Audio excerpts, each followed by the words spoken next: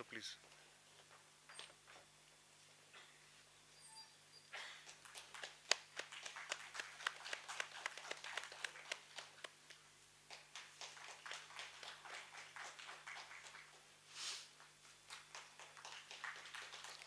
Thank you.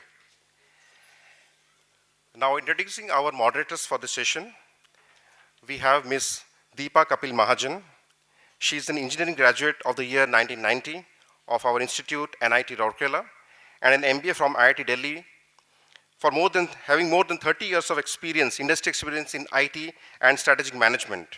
She's a co-founder of NITRAA Information Services, one of the focused open source organization in India. Her expertise includes business transformations using open source strategies, business process mapping, and digital transformation. She's also the co-founder of Co-Growth, which is a collaborative community of MSMEs, sharing the learning of the MSMEs for mutual growth and development. It's an exclusive network of peers and experts who are on the similar path. She's also a regular speaker at many events, engaging in a variety of domains of social build-up for women and children. She has been taking sessions for creating strong life skills, leading to personal and professional growth, and engaging in professional mentoring for the MBA students. She has been one of the pillars of NIT Rourkela alumni for many years, and one of the founding members of Pan-NIT Alumni Forum. Welcome, ma'am. We also have Mr. Manas Panda from US. He's a software architect at Exabeam. Mr. Panda is an engineering leader and software architect at Exabeam, building the next generation of cloud-native security products. Prior to this, he built security, IP streaming, and wireless network products as Cisco Systems and Lucent Bell Labs. He serves as NIT Rourkela Overseas Alumni Associations as a vice president and the board since 2018. He also served as an NIT Rourkela VP Overseas in 2016 and 18. Now I request the moderators to share the session.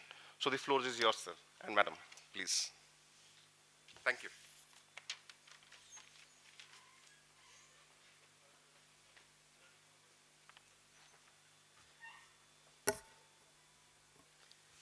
Good morning, ladies and gentlemen.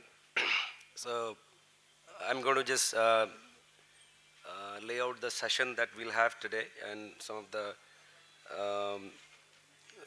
different parts of the session today. So what we have right now, we have very accomplished business leaders in our panel today who are driving business growth in different sectors, ranging from manufacturing, engineering, utilities, and digital experiences. So as engineers, we're always curious and always learning new things. And we have an opportunity here to learn from our distinguished panelists today on the future trends and the new technologies that are transforming the business world. So in the first part, what we'll have short learning capsules, about different topics from the different sectors. So then we'll have a panel discussion, and then at the end we'll leave 30 minutes for audience questions. So if you'd like to ask questions, so be ready with your questions. Okay, to start with, I'll have Deepa, my co-moderator, introduce the first speaker.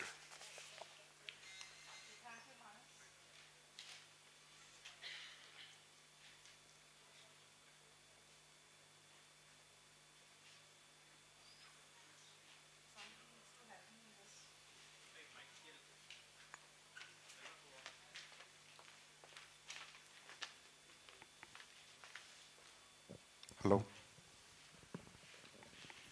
Hello. Yeah, thank you, Manas. We have a lot of leaders sitting here on the stage, and there are many who are in the audience also. So I'm sure we are going to have a very engaging session. I would like to first introduce Mr. Anish Dey, 1991 Mechanical Engineering alumni. Currently, he's the global head of energy, natural resources, and chemicals at KPMG International. In the past, he has also worked for PwC, Anderson, and with Ernst & Young. He has more than 26 years of experience in corporate strategy, digital organization transformation, energy reform, restructuring, and utility regulation. He founded the KPMG Decarbonization Hub in India. He has personally played a key role in energy sector reforms in India and the South Asian region. His work and recommendation were the basis of the formulation of India's national electricity policy. So, Mr. Anish, I would like to ask you, what is the favorite part of your current job? Well, thank you. Thank you for having me here. It's a great honor and privilege. Yes, so actually I was seeing some of those things which are the boards which are there in the campus. Very nice sayings. So you would have all noticed it. One particularly caught my attention, and I think that's very relatable over here. It says that, and this is from Mahatma Gandhi. It says that happiness is when what you think, what you say, and what you do are aligned. And that's what I get to do with my job. So I think that quite fits there. Interesting. So what are the 3 words that describe your leadership style? 3 words? Okay. It's participative. It is not quite democratic, but it's still, it is tends towards that. And it is making, it's about making an impact. So, looking to make an impact. Wonderful. So now I welcome you to speak on managing the energy trilemma, security, affordability, and sustainability. So you could sit there and speak, or if you want, you could go to the podium, whatever works. Yeah, sure.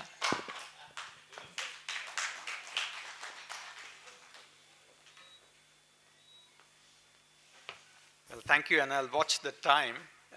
Thank you again for being here early in the morning. I know it isn't easy, but then, it isn't all so difficult as it used to be, say, 30 years ago when I was on campus, because it used to be a lot colder in Rourkela, and it isn't so cold. The last evening, I walked around the campus quite at length with hardly anything on except more or less what I'm wearing now, and similarly this morning. So we are seeing climate change effects, and we are seeing them very close to our home. And in fact, this is not something new I'm saying. This is something which has been driving the energy discourse or the global discourse for last 10 years. Sustainability has been driving the discourse for the last 10 years and quite intensely. And energy is a central part of it, and that's my domain. For the last 26 years post my MBA, I've been working on in the energy sector, in the consulting space. And as Deepa mentioned, last year I took over as global energy leader for KPMG, and KPMG is a large organization, Big Four organization in about 160 countries. So energy has become, is one of the largest sectors for us, and it has become absolutely central to what we are doing. Sustainability, energy, ESG have become very central to everything we do. The topic, as Deepa introduced, is the managing the trilemma: energy, security, affordability, and sustainability. And as I mentioned, sustainability has been at the core of discourse for the last 10 years. But since the Ukraine war, the other two have come straight into the center back again. Affordability and energy security have become a core part of the discourse now, because it was a rude awakening, into earlier this year, when we had this sudden attack on Ukraine, and Russia being a major energy supplier, it completely changed the dynamics of the sector. And it introduced a huge amount of price volatility in oil, and in particularly for gas, because Russia's influence on the gas sector is even more than in the oil sector. And it's caused people to suffer. The affordability crisis has crept across the world. Many countries have kept a lid on it by giving subsidies, but that has its own implications in terms of inflation, and you're seeing global inflation having picked up very, very significantly. Across the world, it's ranging 9%, 11%, which the rich world actually hadn't seen for quite some time, and that's causing major political upheavals. Also linked is energy security, because suddenly you realize that you are badly exposed in terms of energy supplies and how dependable energy supplies and energy systems will work.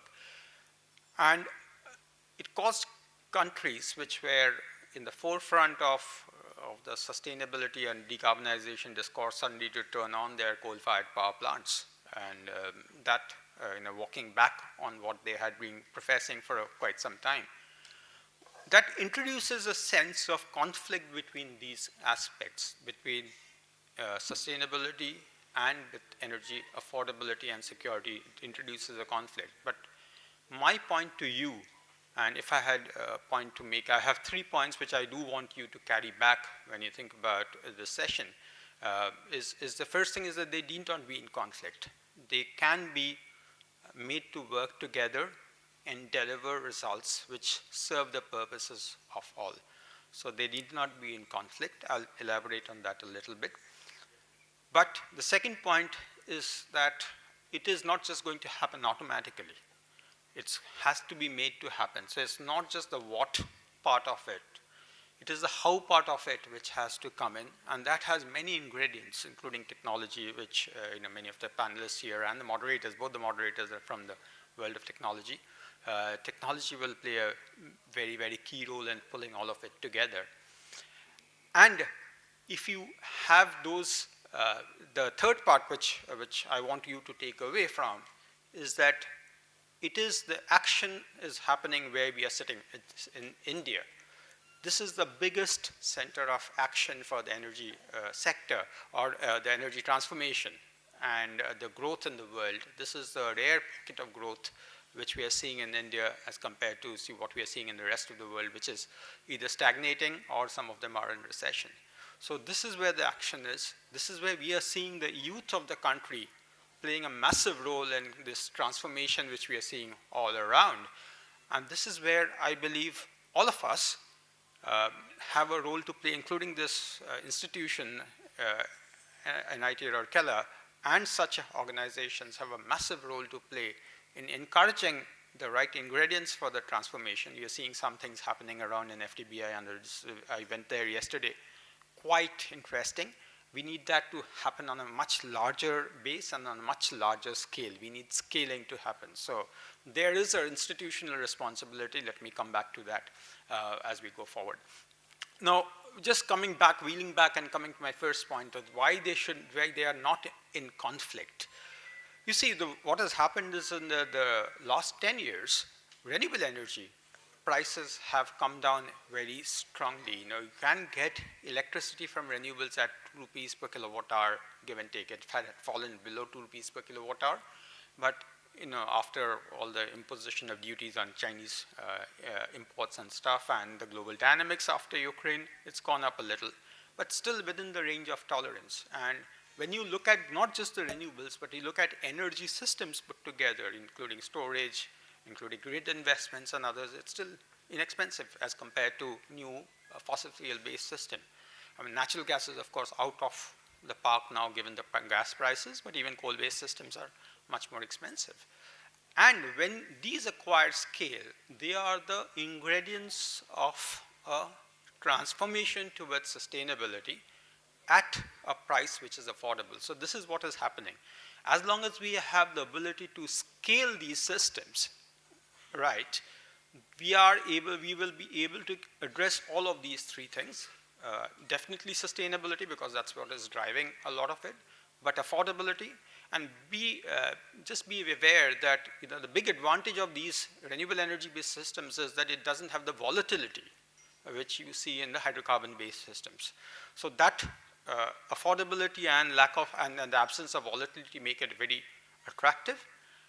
And of course, energy security, because if we play this right, and especially get the manufacturing of this right, then it will be largely indigenous, because the sun is ours, the wind is ours, the oceans are ours. So it is going to be actually a very, very secure system. So this is what possibly you already know, but I wanted to emphasize, because this becomes the base for my second point, that this is not going to happen automatically. This has to be made to happen. And this is where various things will play a role. I'll call out three things. One is finance, the second is institutions, and the third is technology. So if you want to add them together, it becomes fit. And if you have to be really fit for the future, you have to put all of these three things together. Today, time won't permit now to go into the detail of this, but I will elaborate on that as we go forward in the Q&A, on how these can be integrated, especially through operational technologies and digital technologies. That's something I love to talk about, and I would want to do that. And the final point, as I close, is that the opportunity is all in India. So today we are, just as data points, we are at 150 gigawatts of renewable energy. In about 30 years, we'll have to go to about 10x, about 1,400, 1,500 gigawatts. That means that, does that mean that our refining and petrochemicals is going to go down? No, it's not going to go down. It's going to go 2x. There's a massive space for green hydrogen, which we're talking about, and I'm sure others are going to talk about that as well. 25 million tons per annum, which will make it one of the largest markets for green hydrogen. This is all happening, and this is all happening. A lot of the capabilities are coming indigenously, and I'm hopeful that incubation of more of those capabilities in facilities like the FTBI or similar facilities in other places, with strong institutional support, it will help us pull all of this together and emerge as a leader. So that's a responsibility all of us carry, and from my side, I would say that this is an area I understand. It's helped me grow a career from something which just happened accidentally, but it's being the most exciting of careers, and it is going to be the story of the future as we go along. It's not going away anywhere. So all of us, including me, I'm sure we'll be more than keen and willing to contribute to this, including through the institution. Thank you so much. I'll rest for now.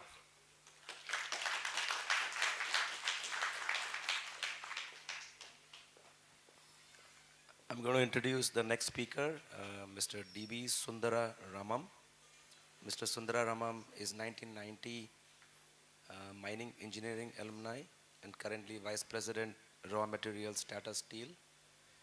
He worked in various capacities in coal and iron ore mines of Raw Material Division, Ferro Alloys Division, and Principal Executive Officer to CEO MD Tata Steel for the last 32 years. He's also Vice President of Mining Engineers Association of India and Chairman of Raw Material Committee of World Steel Association. So, Mr. Ramam, I have a couple of questions for you. So, what motivates you to get out of the bed every morning? So after I moved to Jamshedpur, I got a new passion, that is playing golf.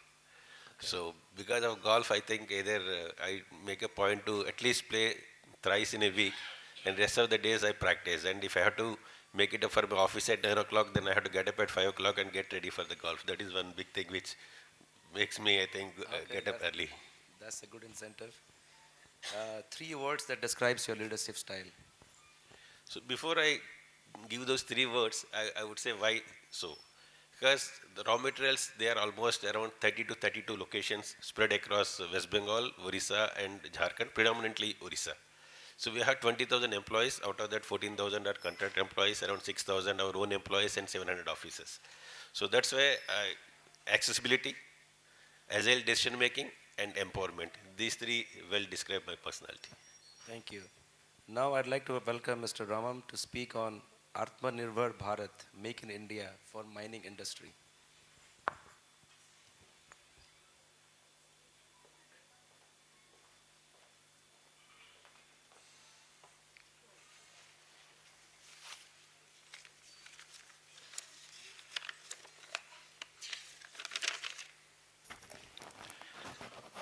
Good morning, everybody. My co-panelists on the dais, all the distinguished alumni, all the spouses, and their people. Let me tell you why I have inculcated the habit of saying dear people. Because we are the first mine in India, I'm not very sure of the abroad, to engage transgenders as HEMM operators, heavy earth moving operators. We are the first mine. That's why we are trying to change our habits also. before addressing someone, Mr. and Miss, we also think twice and we say, dear people. Before I get into the serious discussion, because I can take 10 minutes also, I can take 1 hour also, because it is my favorite subject, I would just narrate 1 or 2 incidents how I landed here. So I'm just taking you 36 years back. So it was my counseling happening in REC Warangal. So when I went for my seat, then there were only 2 vacancies. One was Srinagar Mechanical, the other was Mining Rourkela. So I said I would opt for Srinagar Mechanical because mechanical is a good subject, because mining, I didn't even know what mining is. So my father said, I know mining a bit hazardous industry definitely, but for sure the Srinagar today is much more hazardous because already extremism has started. So I went by his wisdom, and even the professor there also encouraged me. He told my son, uh, mining is one of the basic industries and second oldest profession on the earth. So please go for that. So he told me, don't ask me what is the oldest profession. I would not like to tell you. You find out from yourself. When I came here, I remember Mr. Patnaik was deputy registrar for my admission. He saw my 10th class certificate where it is written DB Sundaramam, the way it is written there. And my intermediate certificate, it is written Sundararamam Dwaraka Bhamdipati, which is my surname. So he saw these two. So which one is yours? I said, sir, both. Well, no. If 10th is yours, then 12th is not yours. So you tell me which one is yours, then you are not eligible for admission. Then both I and my father, both were shocked. So we said, then sir, what is the way? Professor Somnath Mishra, he was the principal, he said he's in his cabin. Luckily, he has access also, you can go and meet him. So when both of us went and we explained, saying that this is what has happened, he saw, he said, yeah, there is a technical issue. He just put a small note saying that give him 1 more month, 1 month time, and ask him to get at least 1 of the certificates to the same name. Then I got 1 month time and I applied to Intermediate Board of Education Andhra Pradesh, and they changed it to the original name DB Sundaramam. So this I have an issue because people sometimes they say Raman because Raman is a common name compared to Ramam. The third thing is after I got selected both in Coal India, Bilaspur, SCCL, that time it was totally SCCL under SCCL, and Tata Steel, I reached our head of the department mining, Professor Nalini Kumar Patnaik. I asked him, sir, I have both these options, what should I pursue? He said, if you want to be a specialist, then go and join Coal India. If you want to be a journalist, then go and join Tata Steel. I said, sir, I wanted to be a specialist in mining because in last 4 years I have got some interest in mining, but I would like to pursue Tata Steel and also be a specialist. And let me tell you, today I am seen as a mining engineer only in Tata Steel, and last 32 years I am pursuing mining. Why I said Atmanirbhar Bharat, it is not only for Make in India, I am also, because the industry is at crossroads. I know steel is concerned, Mr. Atanu Bhumik is going to discuss how decarbonization is very much important for steel. At the same time, it is very much important for mining also. As all of you know, mining is seen definitely hazardous industry, a dirty business, because people say that you people, because I happen to participate in many of the fora where I would like to say, try to say what are the good things which happen because of mining. I said, today we are here, maybe we have come from all the parts of the world. How could we travel? Because of the facilities we have, everything comes from the basic industry mining. The AC facilities, the lights, everything we enjoy. But at the same time, when I sit with NGOs, they start criticizing about mining. They say that you people are blue-collar dacoits and all that. So my job is also, because one of the questions I think some of you may ask, what makes you more interesting? What is your favorable job? My job is, 60% of my job is to convince people that mining is not as dirty as you think, and it is the backbone for any industry. So that is one of my favorite job which I do, and that's why I have been part of many fora where I try to talk about sustainability of mining and how mining and sustainability, both of them go hand in hand. Today, mining contributes to around 2.5%, close to 2.5% of India's GDP. And if we have at least 0.3% population of India, they are based on, the living is on mining. that 0.3% of Indian population. You can imagine how many people are directly and indirectly are based on mining. And if you talk about India, India is mother for 95 minerals, and we are second in steel, we are third in coal, we are fourth in iron, and fifth in bauxite. When I say all that, standing in this college in Orissa, because all this is because of the state of Orissa. Because state of Orissa has been almost number one in all this, whether it's coal, iron ore, bauxite, and 99% of the reserves of chrome, they are available in Sukinda Valley, which is part of Orissa. And we have 3 mines in Sukinda Valley, chrome mines. Let me give you one small example. Anywhere in the world, when you use Gillette blade, that chrome of the Gillette blade comes from the Sukinda Chrome Valley, which is today Tata Steel is operating. It's part of Orissa. So if there is 1% increase in mining, that converts to 0.3% increase in our GDP. So that's what the mining industry has got, the importance and essentiality which mining industry has. So in spite of all these things, some of you who are directly related with manufacturing industry, you know that almost close to more than 200 million tons of coal is being imported into India, both thermal coal as well as coking coal. Unfortunately, why thermal coal? Because some of the logistics which don't support thermal coal being transported from one part of the country to other part. That's why some of the shore-based industries, they prefer importing coal. And second is coking coal. Why coking coal? Because our coal ash is very high. And unfortunately, most of our steel plants, they use top charge batteries, which are limited by using of medium coking coal. So that's the reason why we import medium coking coal also. That means almost, though we are talking about Atmanirbhar Bharat, but almost more than 200 million tons of coal is being imported. Now, as mining industry, as steel industry, what along with Mr. Atanu Bhumik, what we are trying to do is how can we increase our coal production from India and how can we reduce imports. Generally, people say that yes, we know petroleum products are imported because petroleum products are, we don't have any option. But having so many resources in mining, if you are importing something from outside, then I think that's a crime.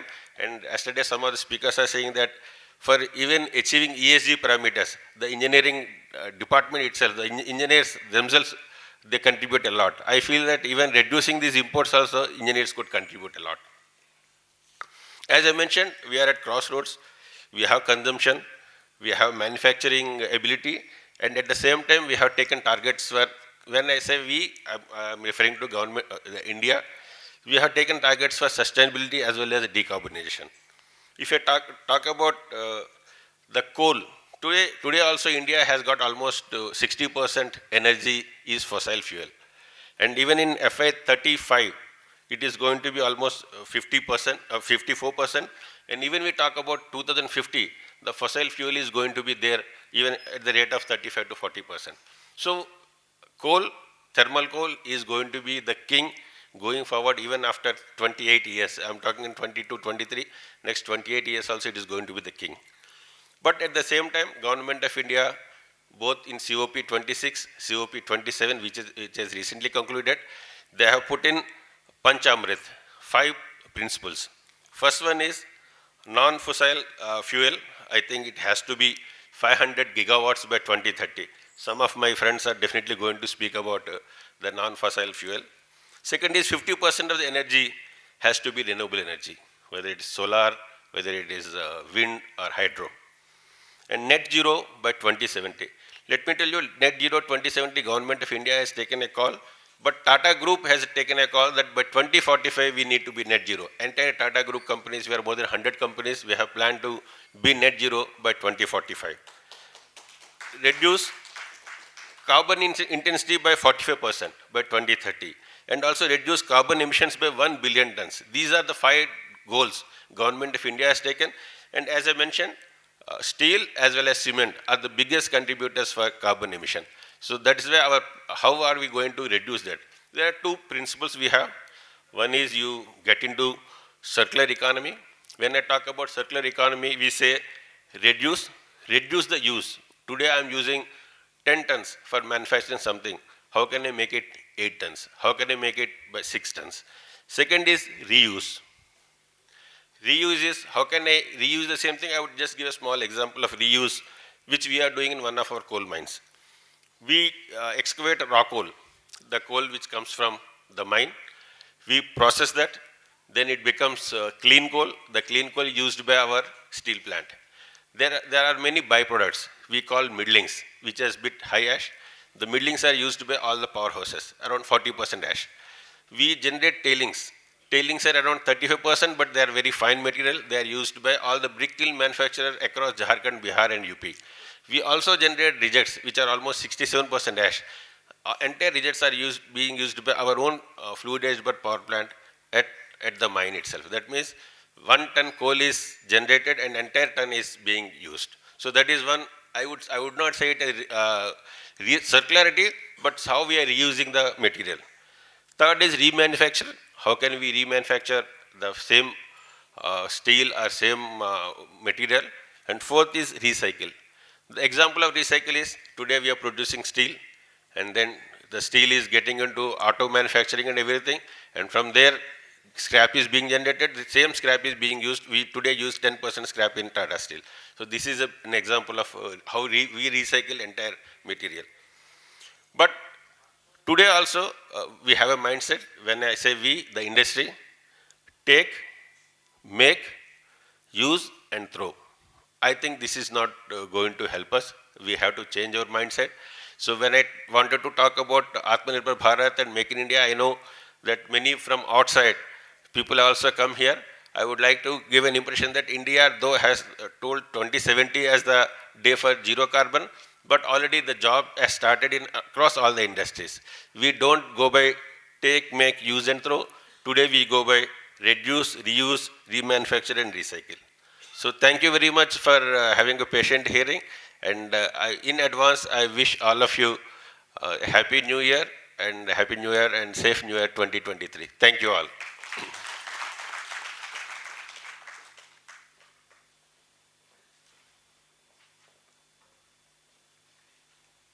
So I would like to introduce the next speaker, Sudhir Samal. So Mr. Sudhir Samal is 1992 electrical engineering alumni and currently the CEO of UB International Trading Limited. In the past, he worked in GE and ABB in areas of commissioning of several engineering projects in steel plants. He is a thought leader on manufacturing and exports, MSME sector, which is the micro, small, medium enterprises, and he has won several industry awards, including India's 5000 Best MSME Award towards Quality Excellence 2019, Man of Excellence Award towards Nation Building 2020, Atmanirbhar Bharat Award for Excellence in Manufacturing 2021. So Sudhir, what is the favorite part of your current job? Good morning to everyone. My throat is a little down because I'm traveling a lot and this is the winter. So the favorite that I represent the manufacturing industry in India. When you talk about India, we talk about manufacturing because the GDP comes from manufacturing. So that is my favorite, to take the manufacturing to 2030 from Prime Minister's $5 trillion economy of 2025 to $10 trillion economy in 2030. Wonderful. So we have been talking of leadership styles, and I'm sure a lot of styles are going to emerge today. So what are the three words that describe your leadership style?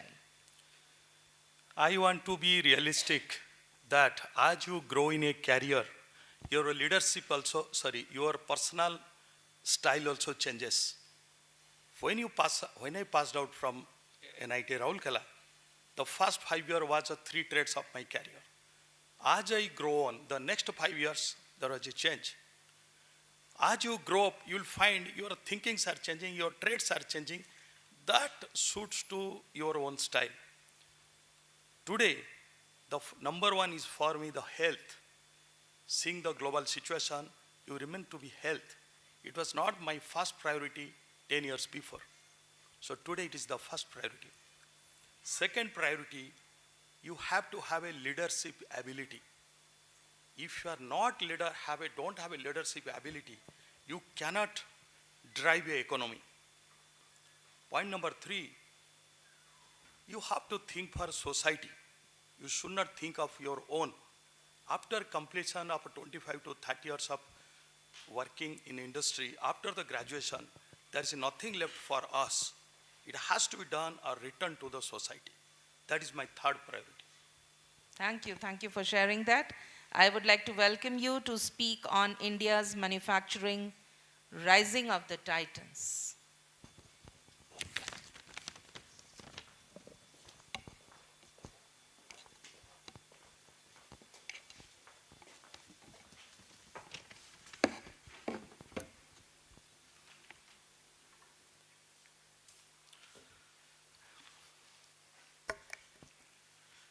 So I want to talk about the India's manufacturing. Look, people talk of everything, they don't talk about the manufacturing. So why we talk about manufacturing? Today you talk anything, you talk about manufacturing. You talk about India, India's manufacturing. You talk about world trade and manufacturing. And whom we compare? We compare ourselves with China. Because you want to be competitive, you have to compare yourself with a competitor, the competitor who is running at fast. So for us, the China. So I'm generalizing the manufacturing industries in India, not going into details, because if you talk about the manufacturing, it will take a whole night. So last 5 years, when I've seen how India is emerging like a rising of titans. I'm not favoring any government or institutions or any kind of organizations or a private body. I am looking into an industry perspective that there are large number of changes has happened in the manufacturing. There is a huge number of scopes. So let me summarize the things. India is having a population of 145 crore. China has got a population of 141 crore. How much? China is 141, India is 145 crore. In population level, both countries are equal. Let's talk about some number before we talk about some figures. Please remember, 1 billion is 100 crore. 1 trillion is 1 lakh crore. 1 billion is 100 crore. 1 trillion is 1 lakh crore. Now I will give some figure, you have to interpret. India's GDP is only 3.53 trillion US dollar. 3.53 US trillion dollar. China, 20 trillion. If China is a roof, India is here. Global export. China is 227 trillion Indian rupees. 227 Indian rupees China. And India is 30 trillion. It is just 1/7 of China in India's export. And Indian global import, if China is 182 trillion, India is 43 trillion. It means when the import is happening, India is closer. When the export is happening, India is far behind, because you get money on export. You modernize your thinking and your entire industry on imports. So what is the target? Government has set us a target, because I am going to be a member of FICIS and to be represented to Government of India's manufacturing and vision for 2030. There they have told me that India has to be a $5 trillion in 2025 and it has to be $10 trillion in 2030. And India's digital footprint currently is 40 crore. It has to go to 65 crore. The question is how many, whether this will give a massive fill up to the economy and how much will come to manufacturing, there is a separate subject. And if you see the engine industry, there are two types of industry in India. One is engineering industry, metal industry, oil and chemical gas industry, pharmaceutical industry, who has got a large volume and high-tech employees. Second is the MSME industries, which is represented by 9 crore industries, registered users, registered panel, registered units. They are kind of MSME industry. Thanks that after Corona, the entire country is talking about MSME. when they found the migration of a 25 worker from one place to other place. So that MSME industry I represent. When I was doing the commissioning of a commissioning in G and ABB various industries, I was looking to the manufacturing. I was fascinated by the manufacturing. Then I came to manufacturing. Unfortunately, I landed up in MSME manufacturing. Now, we talk about the MSME which I represent. MSME has got 8 crore registered units. 33% country's GDP they contribute. 45% share in industrial output. They generated 12 crore jobs. 70%, they employ 70% of India's employment and 40% share in export. When I gave these statistics, you can imagine the significance and the weightage of the manufacturing industries in India. That is why I am telling it is the rising of titans. Next 5 to 10 years, you want to be a superpower, you have to improve your manufacturing. Because behind manufacturing, your GDP is following. So what are the challenges? The challenges I've divided into 2 parts. One is macro, one is micro. Macro is the responsibility of the nations, responsibility of the government. The micro, the responsibility of the state, the responsibility of the institutions, the responsibility of the local authorities. Question is that to meet that GDP of about 5 trillion, the current number of industries has to be doubled. Is it possible? Whether the issues, the pressure on MSME has to increase to deliver that much of result to the country. And you know the 50% assets are already stressed. It means 8 lakh crore of investment as NPA. Whether you have availability of raw material, skilled resources, and production machineries. There is a huge skill gap between the old generation and the new generations. It means the old generation people talk about improve productivity and they are involved in the very dirty businesses like my colleague told about the mining. The young generations are not interested to pursue the father's business. I have seen many business where the children are telling we don't want that, please sell that business. Then usually the Indian industries are highly dependent upon government subsidies. What is government subsidies? They wait for, is there any rain? Is there any cyclone? Is there any flood? Immediately rush to the government, give us aid. Because they don't work on efficiently. That is where they always depend upon the government. I tell you, future we have to forget the government's aid. We have to forget. We have to generate our own efficiency, generate our revenue through our own efficiency. And India's product cost is competitive in a global way. You talk about China, why? Their cost of production is much lesser than India. In India, the cost of production is higher than the cost of sales. And if your selling cost is higher than production cost, how are you going to sell your product? This is a $1 million question for India. Even if you have a trillion economy, you will have a lot of manufacturing output. Who will buy your product if you are not competitive? Why people will not buy the products from China, Vietnam, Cambodia? The majority of countries when I have traveled, I have seen a lot of changes. India is nowhere. We talk, but how much is successful in reality? And technology penetration is too low. Sorry to say, in every segment, either you go for a research or you go for anything, communication, service, everywhere the technology penetration is too low because traditionally the technological institutes or technological industries or technological services has gone towards various way. They have not focused on the manufacturing. You take few engineering manufacturing industries, where is the technology driven? Rest of the manufacturing is all manually driven. But you go to China, they are bringing the technology. So this is one gap where you should focus. And we have to reduce our dependency on China. Why I am telling, today if you see, the important export gap between India and China is $100 billion. When India's import is $15 billion, India's export is $15 billion, China's export is $115 billion. If that much $100 billion we are having a deficit, like Professor was yesterday telling, that 215 crore revenue we want to generate because we have taken a loan. In that way, India is running $100 billion import and export deficit. How it is going to be make up? So it has to make up in a various way. And whether the China Plus strategy has really worked out. I want to tell everyone what is the China Plus strategy. We are talking only China Plus One. What is China Plus One?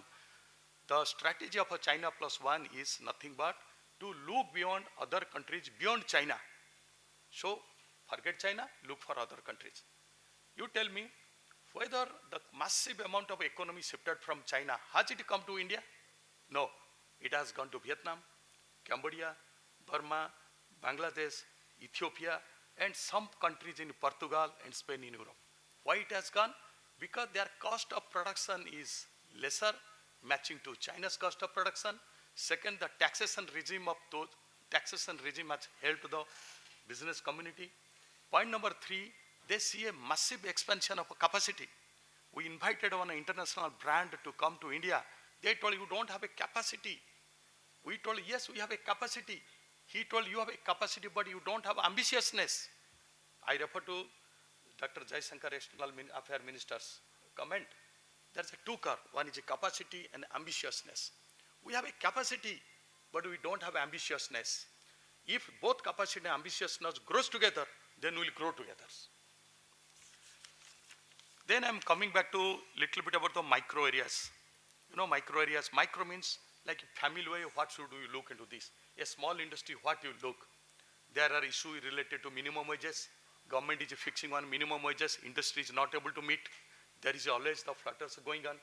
And there are a lot of issues like process engineering are not there. Product engineering are horrible. Employment, they don't understand sustainability.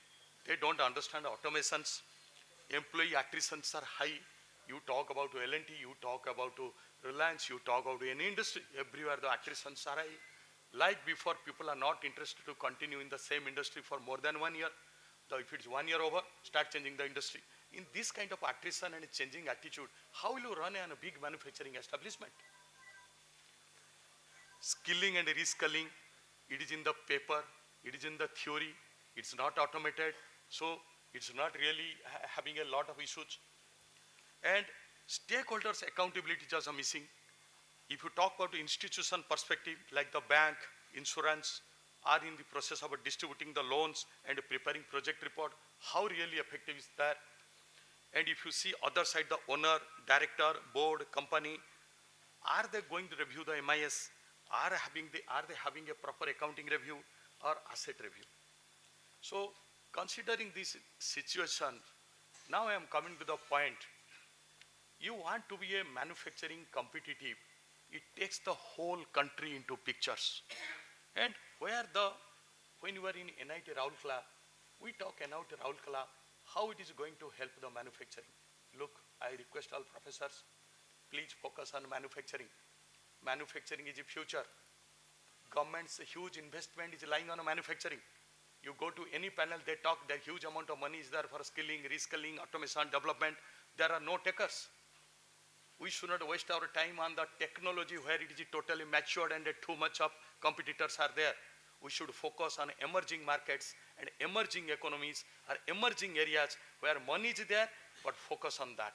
When you focus on the manufacturing, you are not going to focus on engineering manufacturing. You are going to focus on small scale manufacturing, and there are 9 crore peoples. And there are a huge money. Please get involved, invite them. It will take care of your all the requirements. Thank you. Thank you.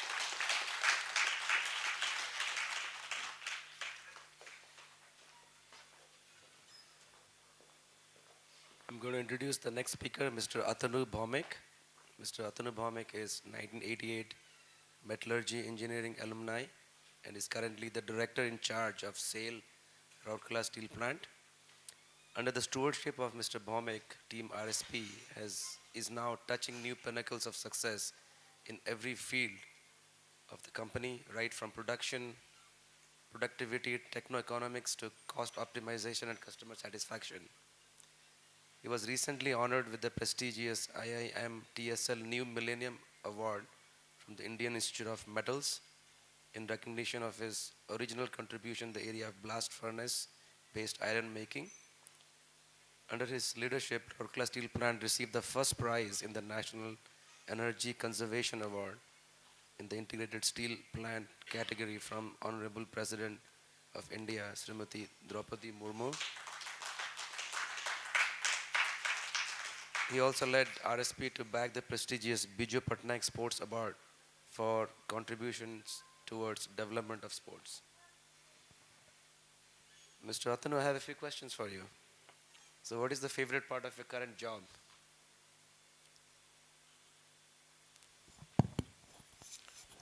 The favorite part of my current job, you asked.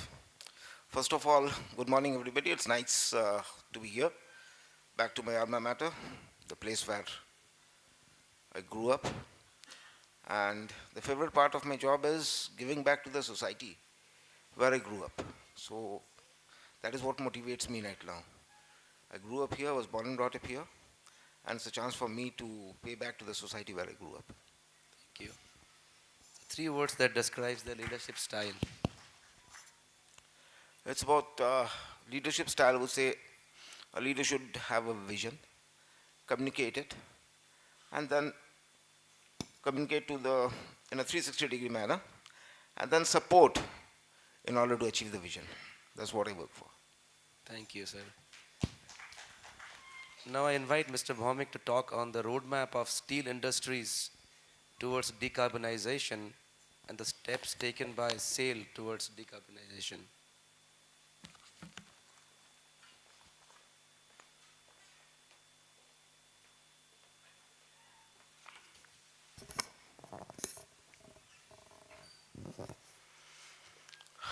Good morning, all of you. It's nice to be here talking on decarbonization, which is not essential, and we have been working on it. But as Anish pointed out, that even in Rourkela, he doesn't feel as cold as he used to be. So I'm born and brought up here, and that's a reality. And that is how climate change we are all feeling. So combating climate change, combating the toxic gases that we emit into the atmosphere is that all of us need to work on.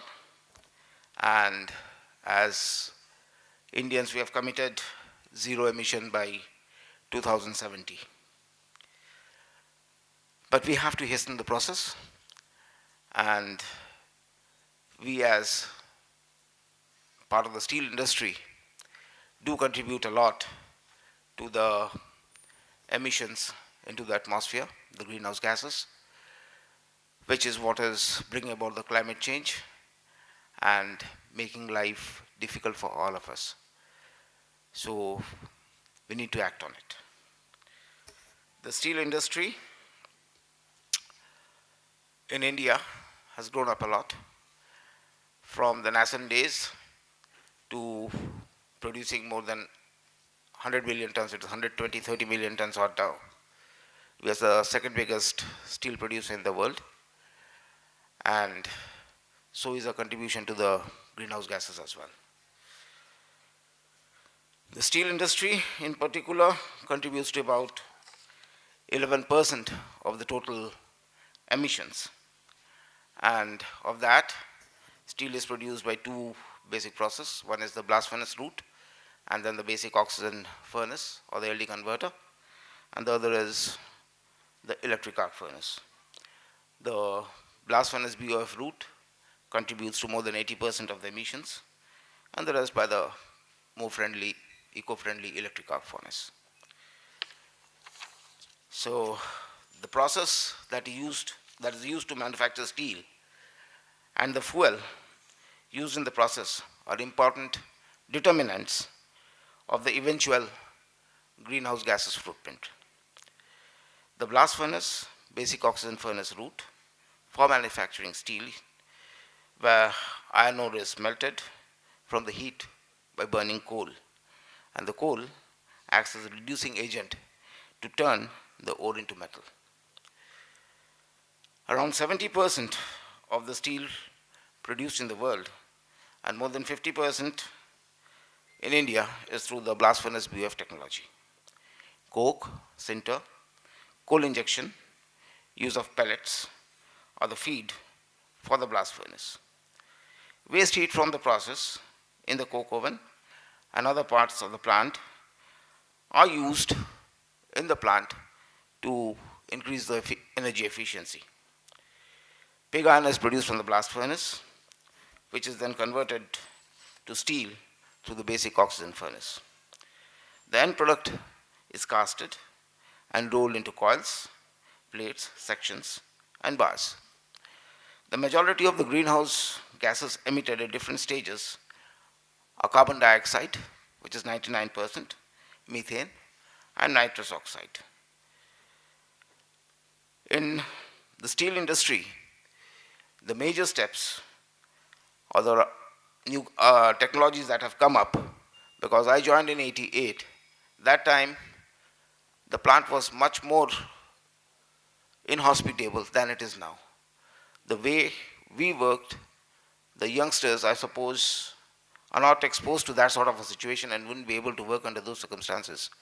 So they have changed, and life in the steel plant, especially the hard shops, blast furnace, SMS, or coke oven, have become easier.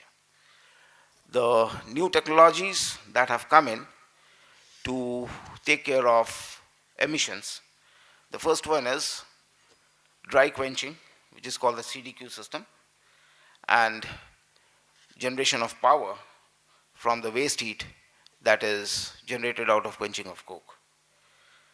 Then sinter plant waste heat recovery system, where the heat from the sinter cooler is used for generating power.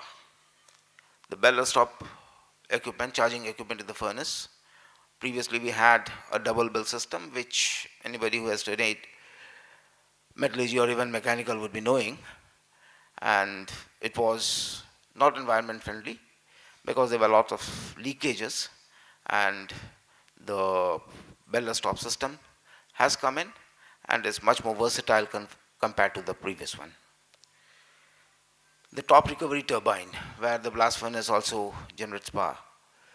So that has been installed in all the large blast furnaces which work with top pressure, and the gases emitted from the blast furnace at high pressure is passed through a turbine to generate electricity. So that is another eco-friendly activity. Use of pulverized coal in the blast furnace to take care of part of the coke that is used in the blast furnace, because it does away with the emissions associated with coke making. Higher hot blast temperature. The newer stoves that have come in, we get 1200 degree plus temperature. And let me tell you that when I joined SAIL, our furnaces worked with around 600 degree plus temperature. Many people would laugh at it, but now we are 1200 degree plus. So that's a sea change that has come in, not only the world over, but also in our plant. Then dry type gas cleaning plant in blast furnace, that is a improvement that we have had. Then cast house dedusting systems, recovering the gases emitted from the LD converter during blowing. We have come up with many new energy monitoring and management system to really measure the energy that we are expending, and because what gets measured does improve, does get monitored and does improve. Then regenerative burners in reheating furnaces, direct rolling processes have also come up, energy efficient technology in the hot strip mill, flexible thin slab casting, and near net shape casting, that is bloom cum beam caster and bloom cum round caster. Now coming to the specific steps that we have taken in Rourkela steel plant. Rourkela steel plant was recently awarded with the prestigious award for energy conservation, because the rate at which we reduced our energy consumption was something which was really a stupendous achievement of ours.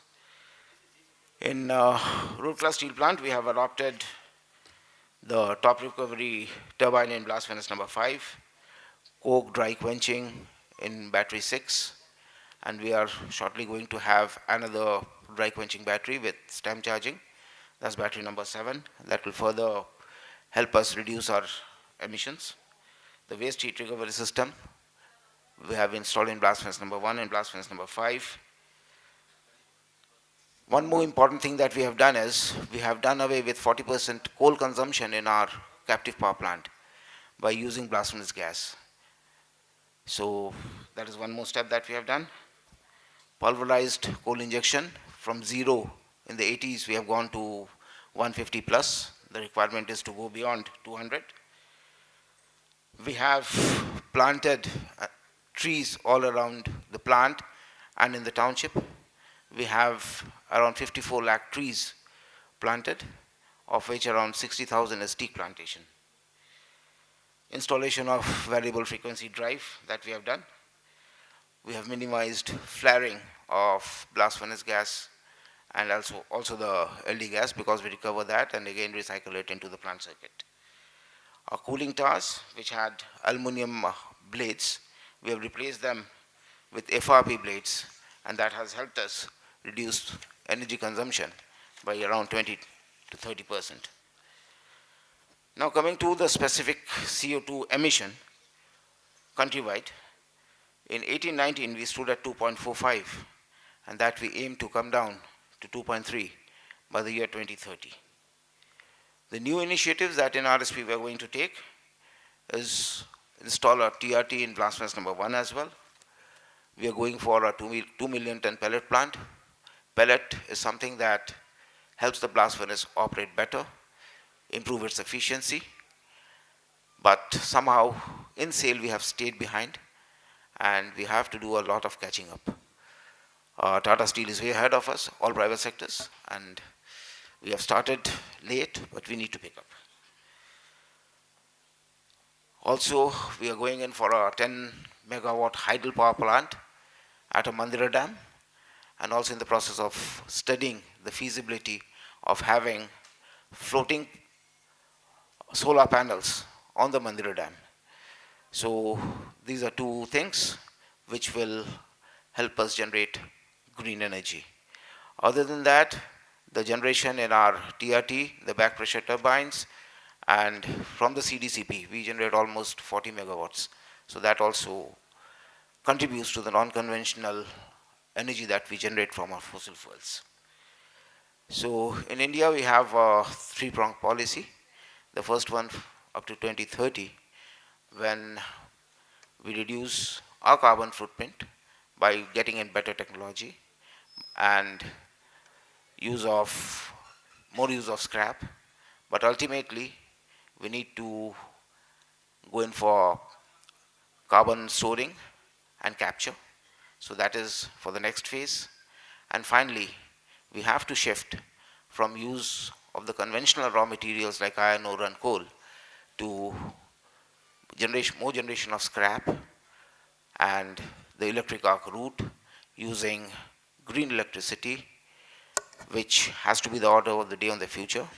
Many new technologies are being worked upon, and the future of steel making shall definitely be greener and cleaner. Thank you and wish you all the best.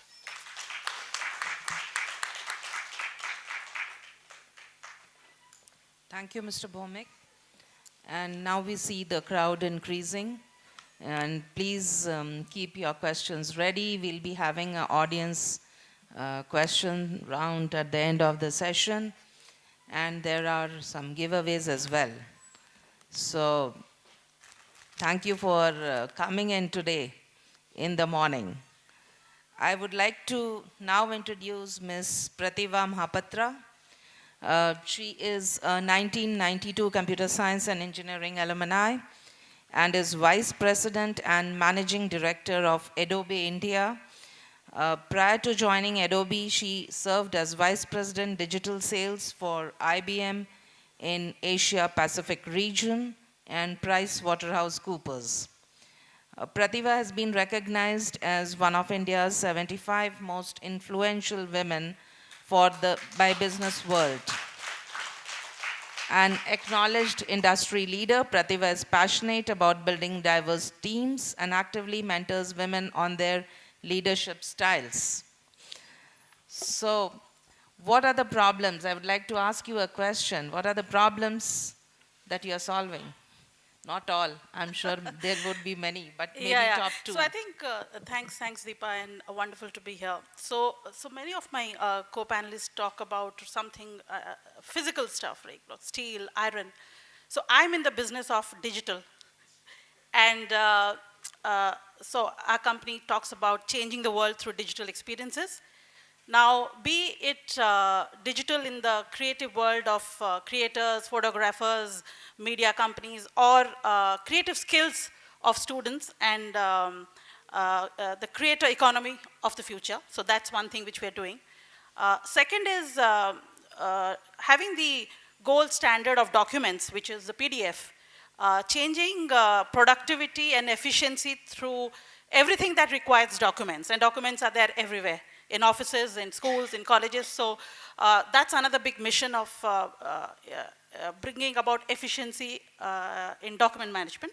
And third is digital in enterprises. Today, many companies are going into digital channels. He talked about industrial digital, so everything there.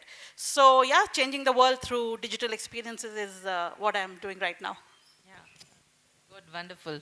So again, what are the three styles of leadership that you follow? So I'm a business leader, so my job is leading teams, right? So my mantra there is lead with empathy and drive with purpose. If every person in your team knows what their purpose is, forget the company mission, vision. If every individual, be it the collection agent, be it the developer, if they know their purpose, then we get the business outcome. So lead with empathy and drive with purpose. Excellent, excellent. So Pratibha has been a transformational leader with a breadth of experience in driving business growth and adoption of disruptive technologies. One of the disruptive technologies that is trending in business is the experimentation of virtual reality and augmented reality technologies. So I welcome Ms. Pratibha to talk on metaverses and other shared immersive experiences.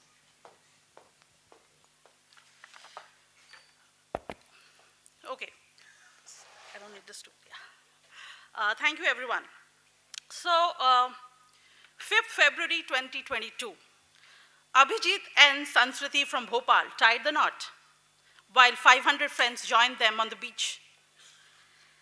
6th February, Dinesh Wits, Janaganandini in Tamil Nadu. Now, why am I talking to you about weddings in a serious business and technology forum? Well, while everybody and the country was getting out of the COVID restrictions, India Inc. was getting into the world of digital transformations. And these were among the 2 early weddings happening on the metaverse. Earlier in January 22, as organizations were rushing to get the first slice of metaverse, India-based Cryptic Entertainments was hosting the first music concert. And the first one, there was a singer named Sparsh Dangwal, but it was attended by 25 to 30 people in the metaverse. Later, on January 26th this year, Daler Mehendi was invited to perform at the first ever Indian metaverse concert for the 73rd Republic Day. And he pleased all his followers with the wildest dreams, dancing away to the patriotic fervor, and a lot of it, and the fans all across the globe. And from that 20 people, 20 million people attended this. And imagine if this conference was happening in metaverse. We would be having avatars of all our alumni sitting there. And it's not about clicking on a link and watching on a Zoom. It's about getting yourself into it. So metaverse is actually transforming ourselves, our avatars, into the world space. So that is the future. So increasingly, we are using the digital world to do things that we once did in the physical world. And these ongoing conversations of metaverse reflect this distinction. What finally will merge between the physical and the digital world. So what is this metaverse? And what are these shared experiences that we're talking about? So these immersive experiences include rich and shared interactive experiences, about co-creating together, along some target things like shopping virtually, doing job trainings, playing games, education, remote meetings. Imagine some co-workers of your organization not coming to office, but having this virtual world where they can design a product together in a virtual lab. A customer like us, getting the fine prints on our saris or on your good suit, you're designing it yourself and the manufacturer does it for you, gives it back, you doesn't leave home. And not only that, you have your own form, your body, your structure in a verse where you can actually put on that clothes and try it out. So that is technology, and that is where we are seeing our own avatars being created. So metaverse is predicted to grow to about $800 billion market by 2024. Tech giants, Facebook changed its name to Meta. That's the amount of conviction they have in that kind of future world. And then you have Apple, Google, we in Adobe, we continue to focus on that. There are about 200 odd companies working on this. So what is an immersive experience? So immersive experience is pulling you into a digitally created, often a three-dimensional, and you are actually inside of that world. There'll be lots of course, hype around this, but there are different ways this world can be experienced. Some will be delivered through virtual reality. And when it's virtual reality, actually, for example, if it's a museum and there are products in the museum, but you put on your glasses, and then you can actually feel that you're inside the ocean or you're actually flying in the air and experiencing it. So that is one kind of virtual reality, VR-enabled immersive experience. Some could be mixed, which is VR, AR, and physical world. There's a physical world and there's a virtual world, and you're doing it together. Driving a car on the racetrack maybe, but with some amount of virtual and physical combined together. So that's called mixed reality. And then of course there could be some which is directly through the web or the online platforms. So this is how the immersive world is moving. And there are many types of meta experiences. The augmented reality which I talked about, it's like shopping. Some of you would have seen on Amazon. In fact, we have helped them. You can actually select your sofa, then your house comes in and you put your sofa there and you can get a feel of it and then you do your shopping. So that's the augmented reality shopping. Virtual reality job training. You can actually, if you're on the shop floor trying to build some products, I still remember we are doing carpentry and blacksmithing in our college days. But actually, instead of physically doing it, you can do in the virtual world. But whether that's relevant to do virtually, one needs to talk about that. And then, are there any real metaverses already existing, right? Of course there are. Like I said, Facebook, they have something called the Horizon World. In that you can actually do these conferences where you get a chance to create your own avatar. So me, my shape, size, everything gets created. I feel it's me. I'm actually going into it. All of you could have done that. So there are those platforms now available. One is the Horizon Worlds of Facebook. Then there are metaverse worlds where you do you actually do the cryptocurrency exchange. There's virtual money, there's virtual buy, sell, and there are a few companies like Sandbox and Blocktopia which are creating that world. And there's another interesting one, and many of these companies actually have been gaming companies.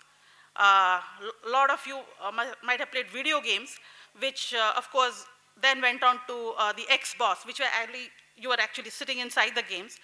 And these companies have become big VR companies. And there's one called Roblox, where this company used to have games for little kids, like a family, a garden. So those actually pictures and all have become virtual pictures available as assets. You can actually pick those and create your own garden. So that company now has become a big metaverse platform, and big companies like Spotify, Nike, BBC, they advertise on that platform. So these are some of the examples of the kind of metaverse that is there. And then, hey, what are the components? How does the metaverse get created? There are different layers in that. There is the experience layer, basically the software and other companies who create those kind of products. Like we have something called Substance 3D. Then there is something called Aero, where actually you can do the sculpture of the objects. So these are the experience layer. Then there are the devices companies. Microsoft has Microsoft HoloLens. Facebook, Meta is going into creating those VR screens. So that's the devices. Then you have the buy and sell platforms. And finally, the economy or the creator economy, actually the developers who create stuff for the world, the students who do the designing work. So all of them all contribute to getting this metaverse ready. And what are the examples? Nike shoes. All of us are very, people who are in sports love them. So Nike has called their own metaverse world called Nike Land. You actually can get onto that platform. It's available for everybody. You can socialize there, you can make friends, and you can create your own shoes, designs, and give it back, and then you'll get back something. Now, you can live virtually and physically in both worlds. After Nike, now Adidas, and of course the first one was Gucci who did that. So these are the metaverse worlds which are existing. Closer home, Flipkart recently, I don't know if you realized, they launched something called Flipverse, their meta world of going and buying on Flipkart. You can actually get into the shop, you feel you're inside the shop, you're picking up the cards, the physical cards. Now Amazon is doing that. Tanishq is another brand. They have launched actually their jewelry brand where you as a person can enter there, you can see the jewelry on you, and you can feel it, you can see the look and buy. So this is real, it is going there, and it's really interesting. Of course, how can companies be metaverse ready? It's still some time to go. The idea is to start small, start building your 3D imagery in your company, have your product design teams, your marketing teams, your communication teams, building these 3D assets. Think of design as a real thing. I know last 2 days I've been talking, some parents are saying my son doesn't want to become an engineer but a designer. I said that's a good thing because that's the future. So these are the things we as parents, we as academicians can push for. As companies, make your product design teams, marketing teams, start building and thinking 3D. And that will give the companies the freedom to experiment, because tomorrow a Nike or Amazon and a Tanishq will combine together to create the meta and the future. So if you are in a company, you will be working with 3 other companies together to create that virtual world. And by the way, there is an industrial metaverse as well, technology for the industrial world. Kawasaki has actually taken these Microsoft HoloLens, and the workers are actually on the shop floor, bringing digital imagery and actually creating new products. So that is the future, and I'm very excited to be part of that future.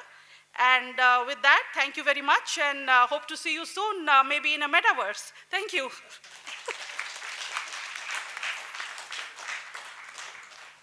Thanks, Pratibha, for the view of the future, the metaverse future.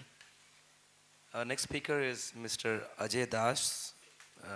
Ajay Das is 1990 electrical engineering alumni and is currently serving as Director Business Development at Air Products, the largest producer of hydrogen in the world.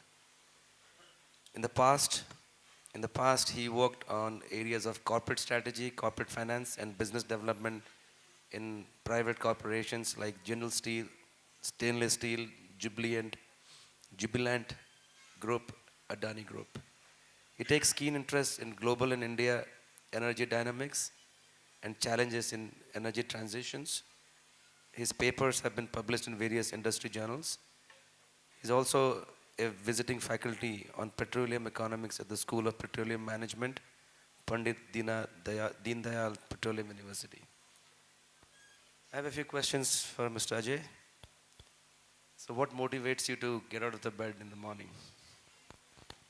Well, thank you. Good morning. I stay in a very picturesque setting. I'm in a township, and the morning 3 kilometer jog in that picture setting, actually, that's what drives me out of the bed by 5:30, 6 o'clock in the morning. Awesome. Thank you. 3 words that describes your leadership style. I've never looked at me very frankly as a leader. So my leadership style, if you want to say, is collaborative. I always work as a team member, enabling the members to work towards a purpose like what Pratibha was saying. The second thing is that obviously that's complementary is empowering. So the collaborative leadership with empowerment to the team members, that's another thing which gives me please, I mean, which drives me towards a result.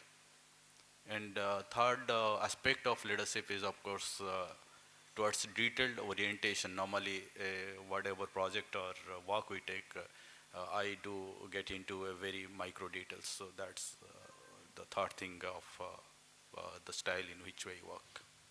Thanks, Mr. Das. Now I welcome Mr. Das to speak on challenges with energy transitions.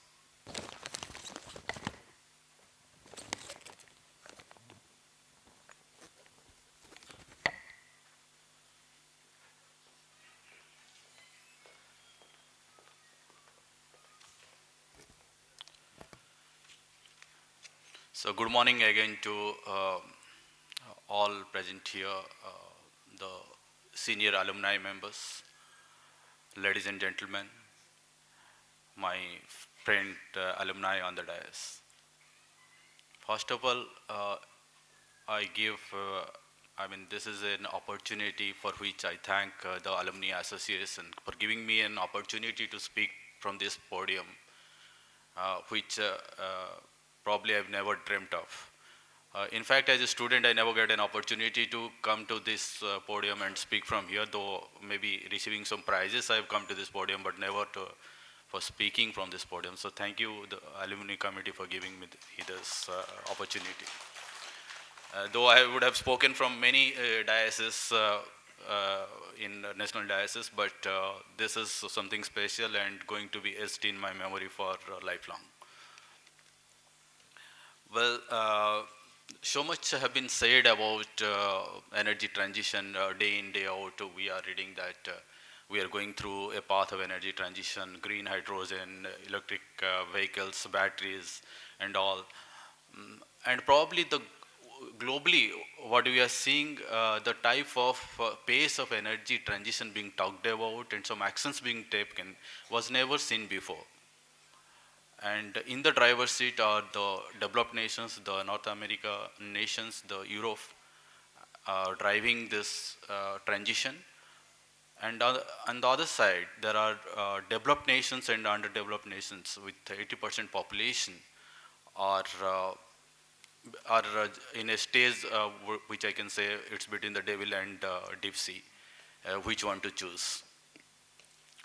Particularly, if I see that from India's perspective, probably India is the most vulnerable nation in this energy transition because as a country, we are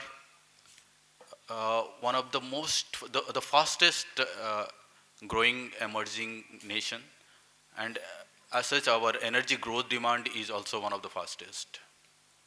But if you see the energy dynamics and the primary energy mix, the way we stand, that's bit more more diverted towards the coal as a fossil fuel. If you see the total global primary energy mix around, it's equally balanced between the three fossil fuels, coal, oil and gas, between some 25 to 30%. Coal is around 24, 25%. But if you see India's primary energy mix, around 57% of our energy mix is concentrated around coal. And that is what actually is one of the most bothering factor in when we speak about transition. Because the West, the developed world is clamoring that come out of coal. Get out of coal as soon as possible, because that's the most polluting fuel. And we are saying it's not phase out, let's phase down. Those who are following COP 26, 27, so we have been, our energy ministers and environment ministers have been pressing for that. It should be phased down, it should not be phased out. So where do we go? We have definitely, we have renewable power, we have solar, we have wind, and I think we are the 5th largest in terms of our installation capacity globally. But the fact is solar doesn't, I mean, sun doesn't shine 24/7, wind doesn't blow. And a energy hungry nation like ours cannot grow on the back of unstable power. Of course, we can make it stable, we can make it more uniform with storage options, but that will make it much more expensive. So that's the challenge. So one challenge is that we are so much dependent upon the coal, so 57 to 60%. Good or bad, I don't know.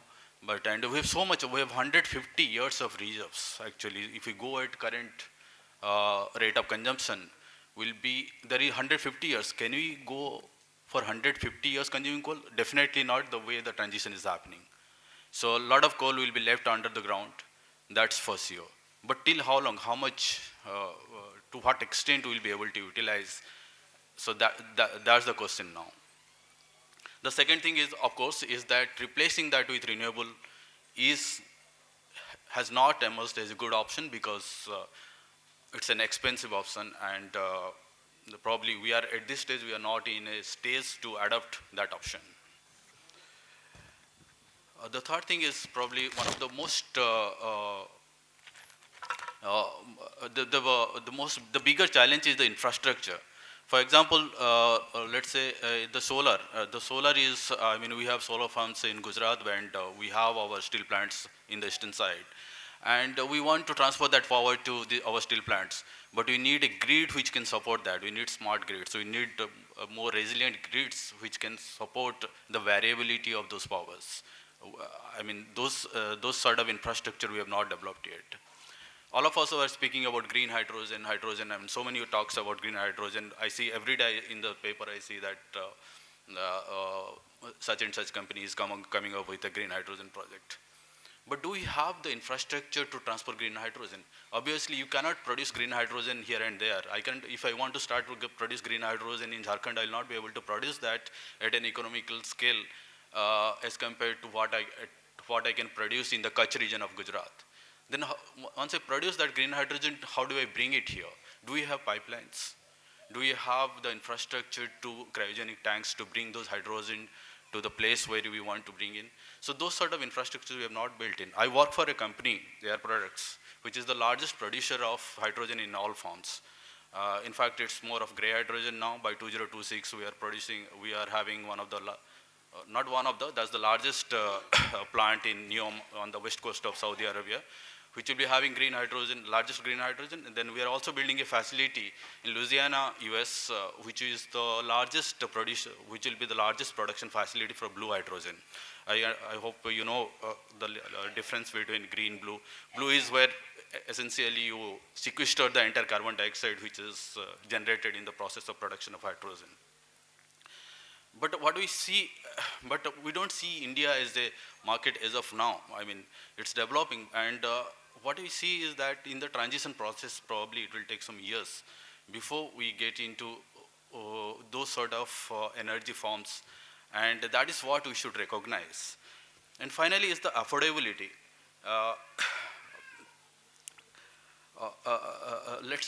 In the name of green, let's not invite green inflation.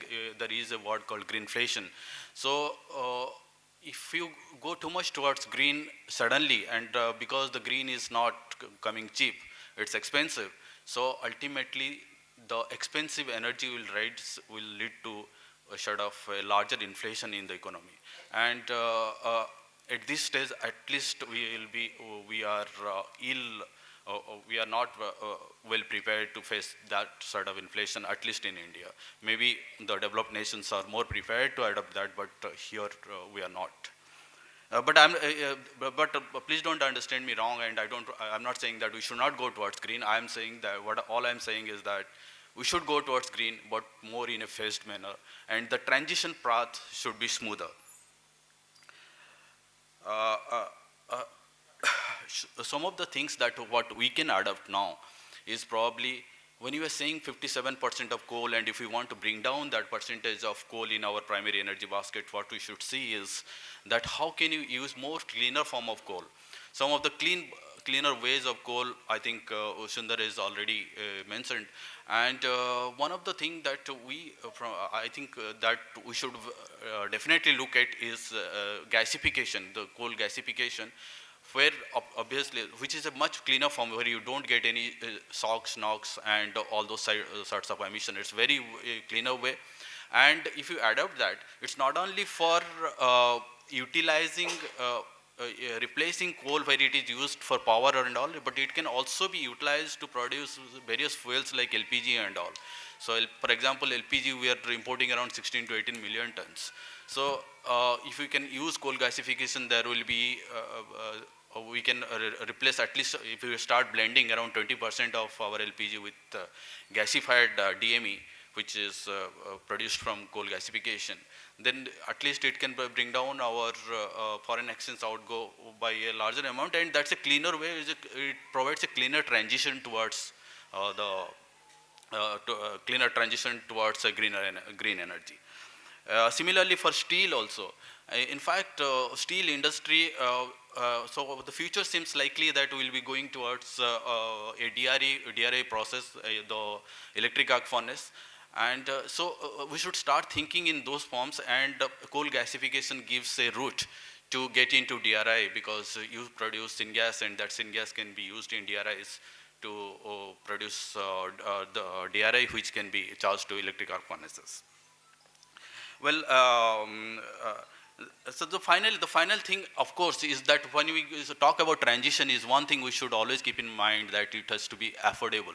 The public should be able to afford that energy. I remember one scheme, Ujjwala scheme, in which the government started giving subsidies, and people started using, many of the poor households got benefited.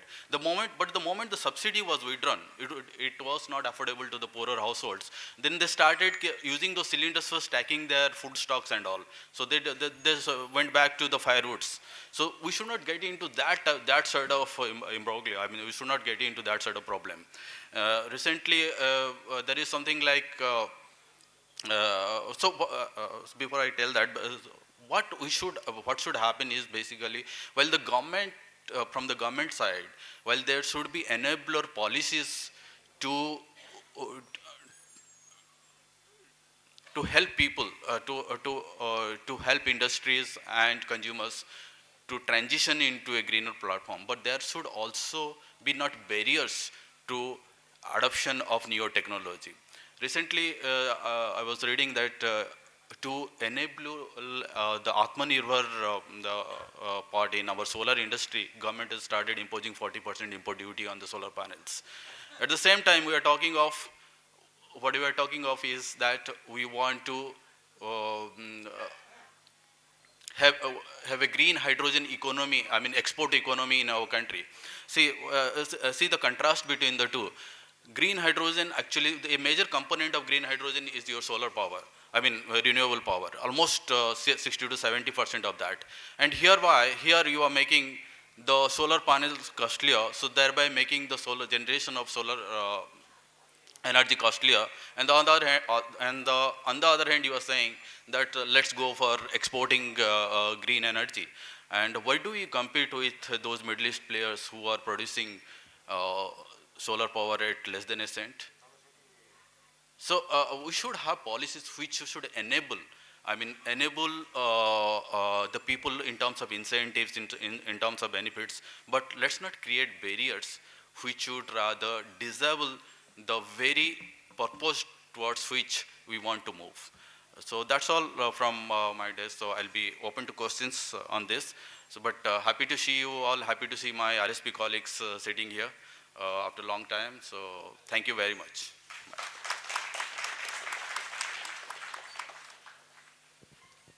So thank you, Ajay.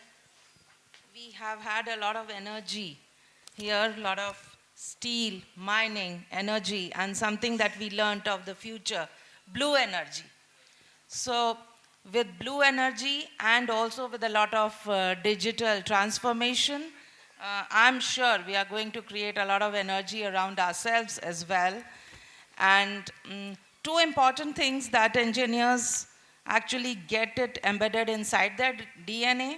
One is optimization, and the other thing is dealing with insecurities with their innovative mindset. And I'm sure each one of us encounters these two things at some stage of our life. And we do have a panel discussion after all the talks are over on these topics. So keep thinking. I would like to invite Mr. Debinder Mahanto. And what I say is, Ohio gozaimasu. I just looked up on the internet. I don't know Japanese. So Mr. Debinder Mahanta is 1993 alumni and is the CEO of Inaho Digital Solution and is currently based out of Tokyo, Japan, and an entrepreneur there. Prior to being an entrepreneur, Mr. Mahanto was VP Country Head Japan for L&T Infotech and set up ERP SAP business in Japan, Asia Pacific for HCL. Mr. Mahanta also leads the Orissa community in Tokyo, Japan, where he actively promotes the culture of Orissa in Japan. Wonderful. And I'm sure some culture of Japan we'll see today. So, Mr. Mahanto, what motivates you to get out of bed? I think a very common question. Yeah, so again, it depends on the whether it is a working day or holiday. So for working day, recently, yeah, again, it changes from year to year. And recently, last 1 year, one of the key thing or the driving factor to wake me up on working days, yeah, we have hired around 50 people in India. And those are the people who did not get a job in the market. And we have hired them and we have trained them on specific technology and Japanese language. And my dream always how to place them every day. So next 6 months, that is my target.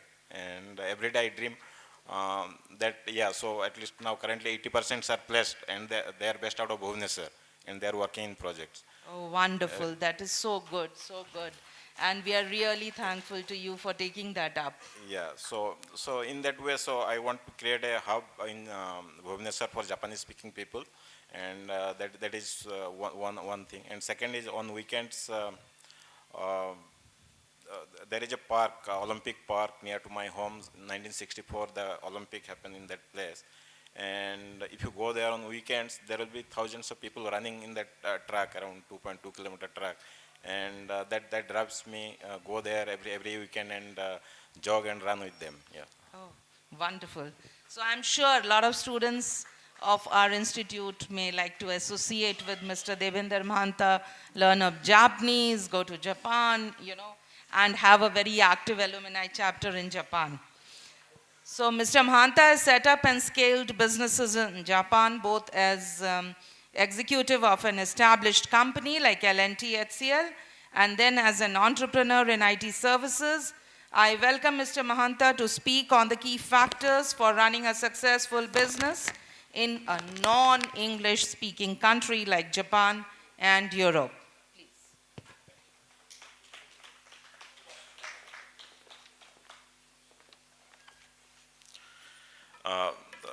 Namaskar, konnichiwa. So we call it in Japanese, konnichiwa means hello or good afternoon or good morning. So it is, yeah, so konnichiwa.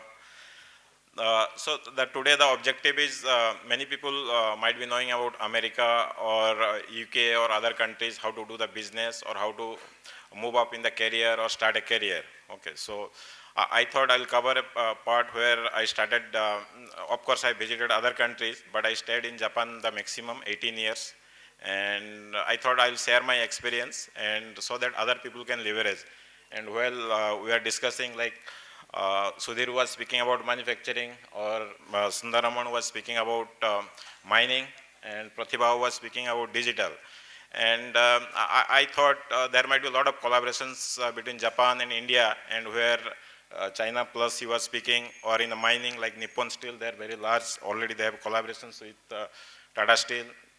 In digital, robotics, and electronics, again, Japan, they are quite ahead if you see how to use robots in manufacturing facilities. So all those things, I think a lot of collaboration is possible. And specifically last year, they had announced there will be $42 billion investment by Japanese companies in India, and that has been committed by at the Prime Minister level of both the countries. And we thought we'll leverage these opportunities so that you understand from the career point of view, if somebody wants to pursue a career or want to start a business or want to do some type of joint venture or collaborations.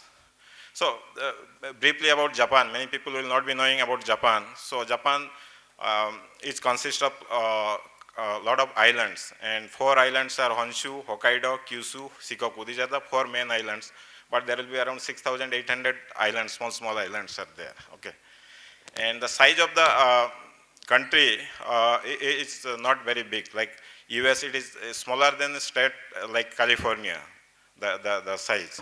And in terms of economy, it is close to $5 trillion economy, and third largest economy. So US, China, and Japan. And so there is a potential. Why? So the logic I will be telling. So Japan is having aging populations.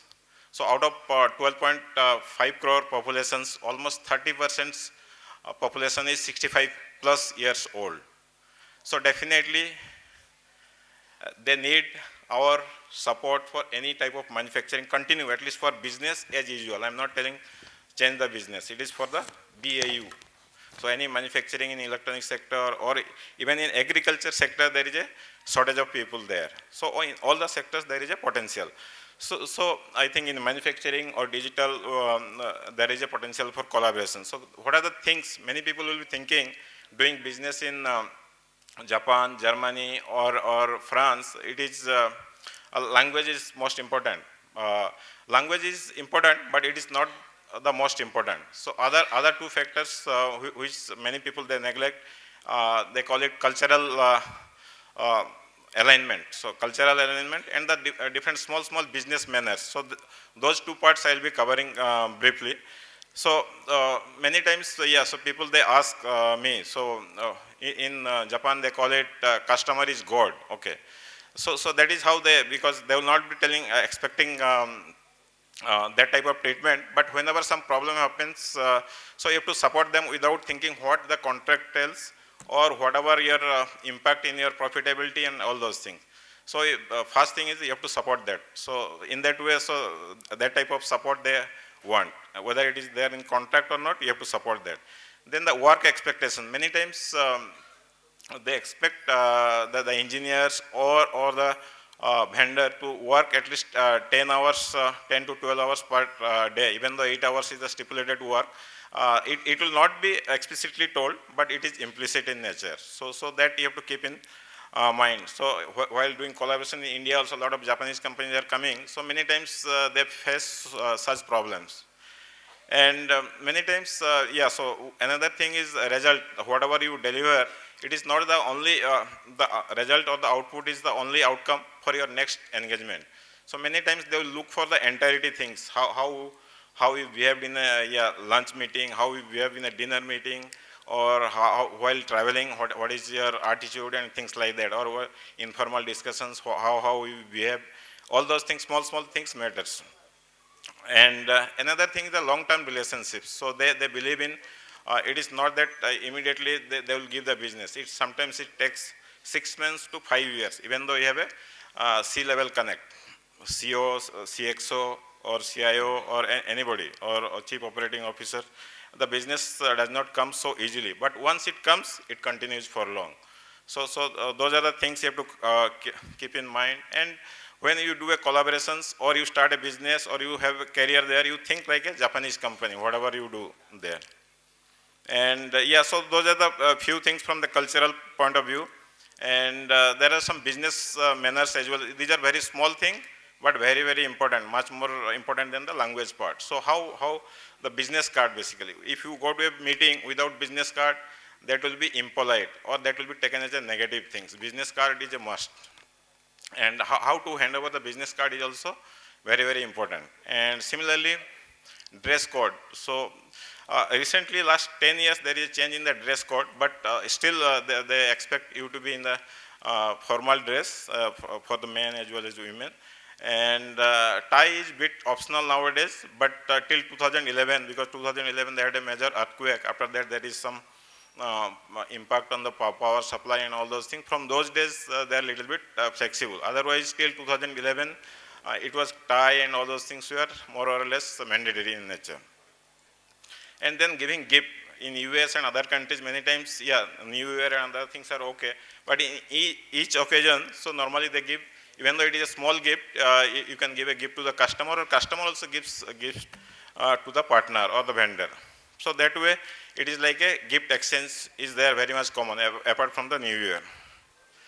And yeah, so many times in the business meetings, you have to keep in mind that all the decisions they have taken before the meeting. Okay. So in the meeting, only 10 people, 12 people will join, but the general discussion they will have, but the decision already might have been taken. So that you have to keep in mind.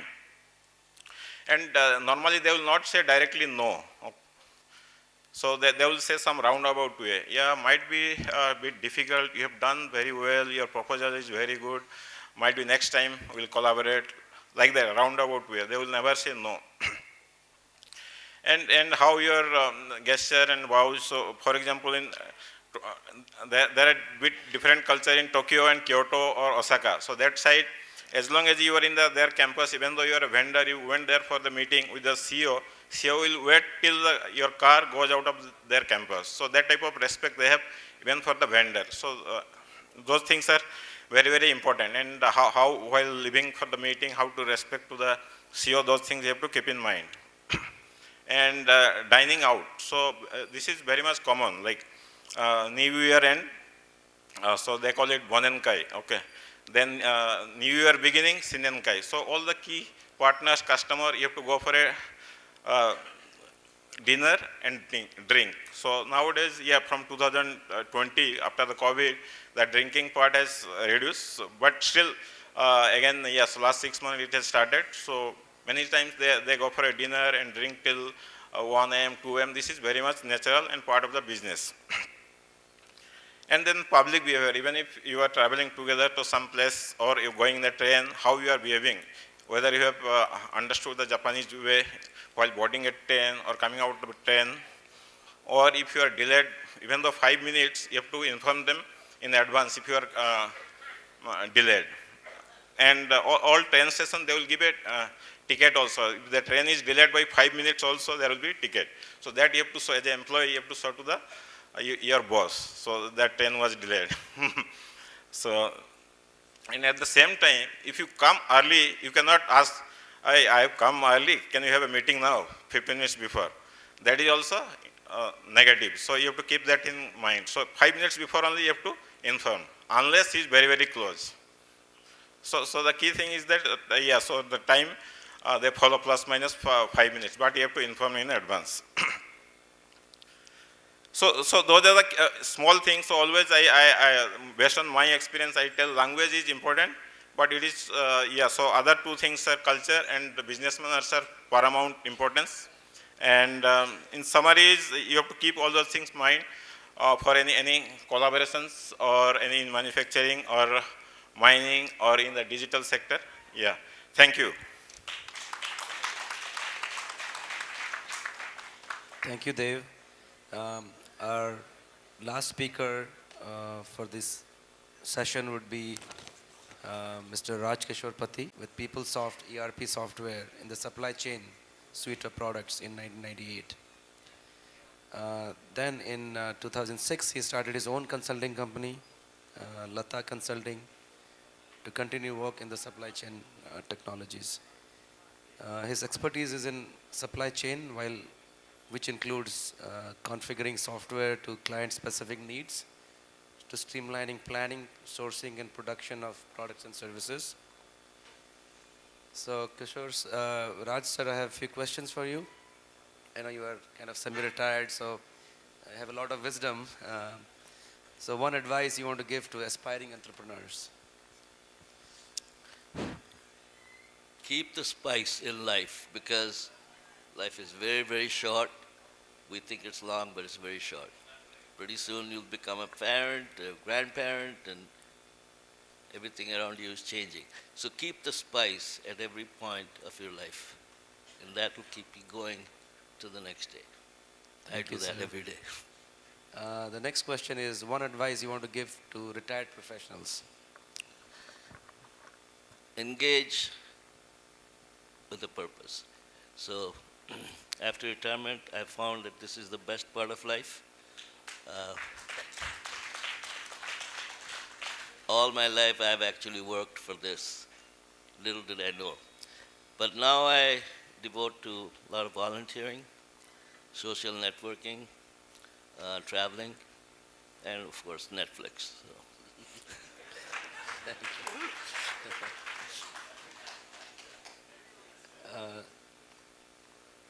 Mr. Raj Pati, during the pandemic, we saw a widespread disruption of supply chain, causing long delays and acute shortage of goods.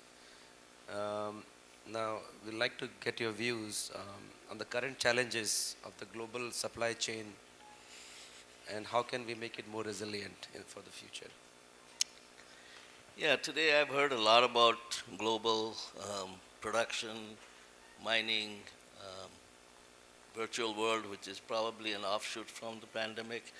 So during the pandemic, I'm glad I was not a consultant at that time and helping customers solve problems that were probably insolvable. So the pandemic actually put the whole world on pause for about 2 years. We are now digging out of it, but are we still prepared for the next pandemic or the next disaster? Because the one constant in life and the world, as we know, is change. The world will change all the time, and it's a constant. So we must always apprehend change. We must look at scenarios, what ifs, and be prepared, which we were not. The world around us went into a greed mode and started amassing more and more and more. So one particular instance I will talk about the pandemic. Am I into my spiel or are there still? Huh? Yeah. So China was, of course, the main source of supply for components, materials, raw materials, even to the screw that we put into our sophisticated machines. And when that gates closed because of pandemic and all the protocols that we had around COVID, everybody was starved. Nobody could continue with their huge assembly lines and sophisticated machines laying idle. We built ocean liners that were like huge warehouses that would be crossing the seas, and then we built ports that could accommodate these ocean liners. And so in LA at that time, there were these ocean liners docked outside of the port. They couldn't enter because COVID, they had to slow down, and there were smaller liners. So in essential, we wasted, talk about Chiquita making bananas from South America. Bananas cannot stay on the ship for 2-3 weeks and expect you to eat it, right? So we wasted a lot of resources and everything. So pandemic should be taken as a teacher and learn from it and be prepared. Brass, come down to your base level resources, base level suppliers. So one of the things is, talking supply chain, and a chain, as we know, is as strong as its weakest link. You know that, right? So if you have a weak link in a huge chain, all your strength and all the other links is wasted. This weakest link will give way. So when we talk about supply chain, we have to know where our sources are. So we always go for a tier 1 supplier who is more economic, has enough finance, power to capital to generate, grow with you. But we can't get stuck to the tier one. So tier one, at some point, if they shut down, your tier two needs to be developed to source from. And then tier three even. So, and that's when you get local. So when you go global as we are, we must look local to have alternates available to step in. We may not be at the full force as we normally do, but we'd still survive. So that would have been my advice to my customers, to say, hey, start looking, be prepared.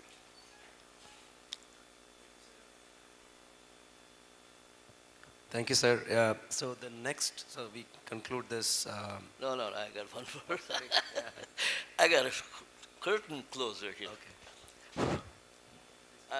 I'm a 73 graduate. This hall that you see was inaugurated by my batch, and I was the cultural secretary that year.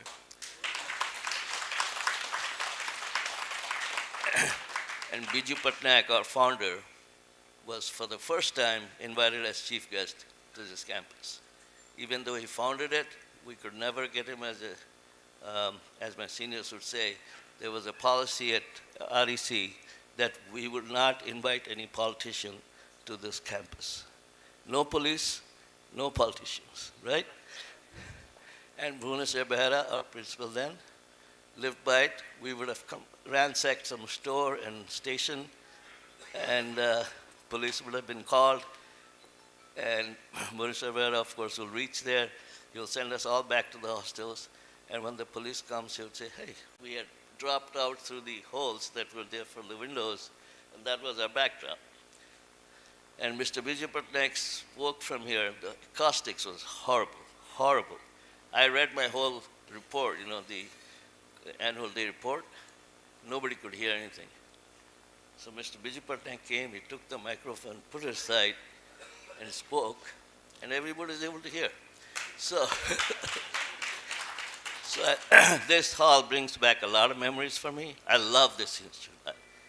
I love it more than anything. So I'm always happy to come back. I'm always happy to associate with my juniors. I do remind them that I'm a senior, and not in the age category, but senior. So so the leader, in my mind, is appeal, have fun, make sure your job is done, but have fun while doing it, because you'd like to do it again with the same person. I'm not a leader, and but I do have following.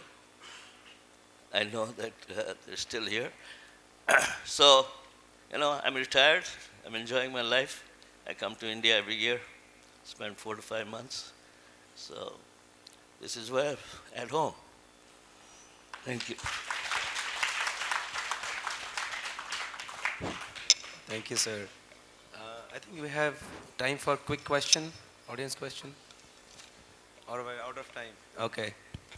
Okay, looks like I'm getting the signal that we're out of time. Ashutosh, please take over. Thank you, sir. Thank you, ma'am, and all the delegates present here. It was really a wonderful session, I would say. So I would request all the audience to have a loud applause to the leaders present here. You've seen the leaders speak today.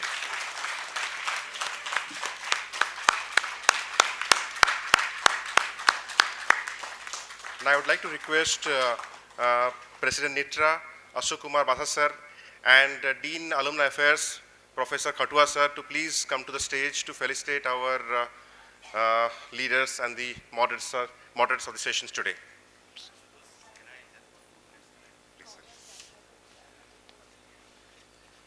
Good morning, friends. Officially, I have refused Ashutosh to speak in this particular session. But believe me, after listening to all these stalwarts, I could not stop my temptation. Gentlemen, we have come to a stage, 1980 and before the batch, we have come to a stage that when our younger brothers, sisters, our daughters and sons, when they, they are more proficient, their CV, their performance outweighs our performance. Probably that is the greatest moment of our life. So in that context, when I listened to all of them, I was just bewildered, I would say. I think the same kind of, the impression you must have got.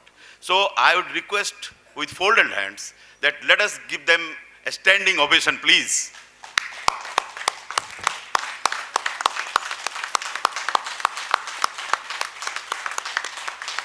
Thanks for your good gestures. Thank you.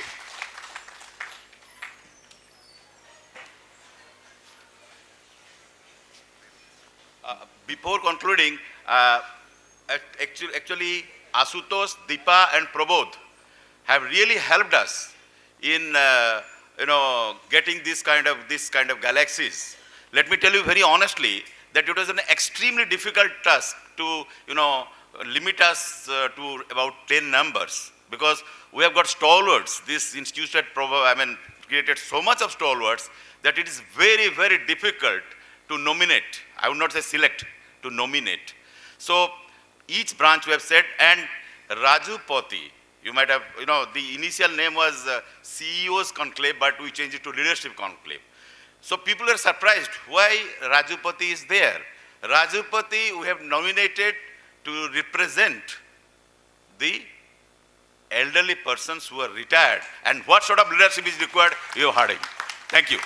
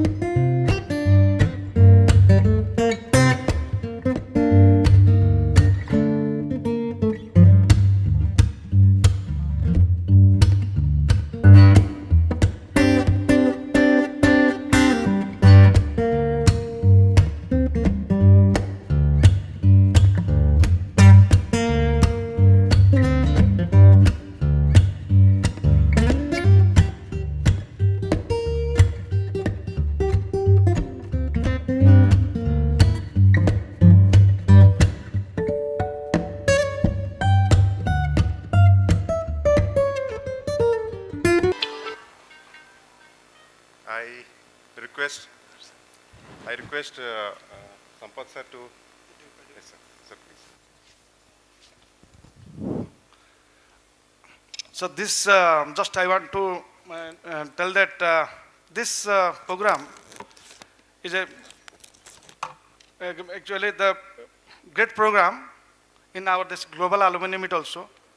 And NIT Rourkela produces our alumni distinguished alumni leading the society, and therefore this leading conflict actually that's why main motto actually we are together here.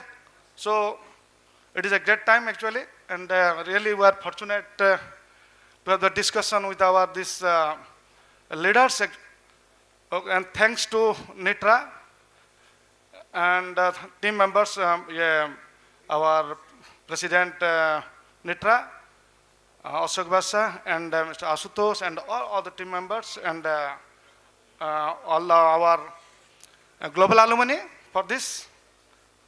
And we hope and these things, our alumni will actually lead the society further. Thank you.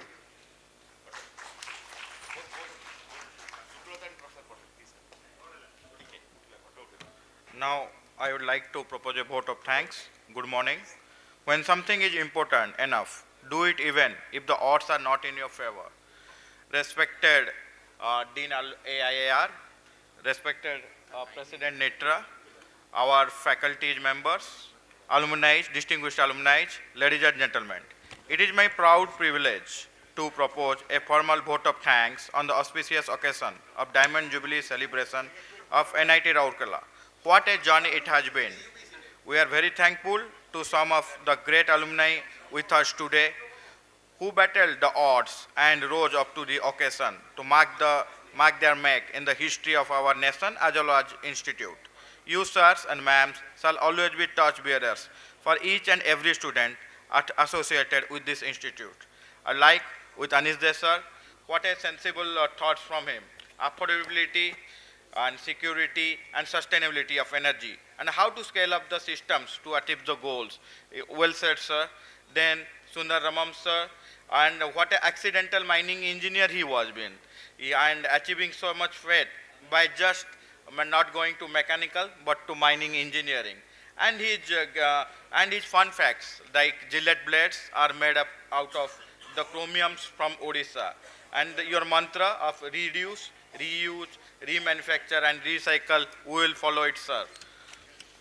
Sudhir Samal sir, how India can take on China and the role of MSME and need to achieve the $5 trillion economy. That we will see to it, sir, and how to government's role in enabling the MSME has a big role in coming future. Bhumik sir, the charismatic leader who has taken the RSP to achieving newer heights under his leadership, has given us many critical technical changes made by his team to achieve. RSP has achieved the energy goals and been awarded by President Ma'am, sir. Pratima Madam, your metaverse will surely drive us in future, and hopefully in the next meeting of alumni meet, we will see many avatars sitting beside us. Ajay Das sir, as you rightly pointed out, we are very much coal-dependent, energy-dependent country with 57% achieving through coal energy. And how to achieve these green goals and how the role of government by enabling them and not restricting them is our goal. And we will do that, sir. Devendra Mohanta sir, you have enlightened us with Japanese culture and etiquettes. We will remember it, and many of our young friends who are planning to go to the abroad of non-English speaking countries, they hopefully it will help them by collaborating with you and your company and enabling more alumni towards this. And lastly, Pati sir, your spices and your thoughts really help us, and how to lead a life successfully after the job is what we need. Thanks every one of you. My fervent thanks goes to the moderators, Deepak Kapil ma'am and Manas Panda sir, leaders in their own fields for ensuring a smooth and flawless flow of session. And thanks to all the stakeholders associated with this, especially Ashutosh and team. They really did the wonderful job of assembling such a distinguished alumni among us today. And conclusion is the event.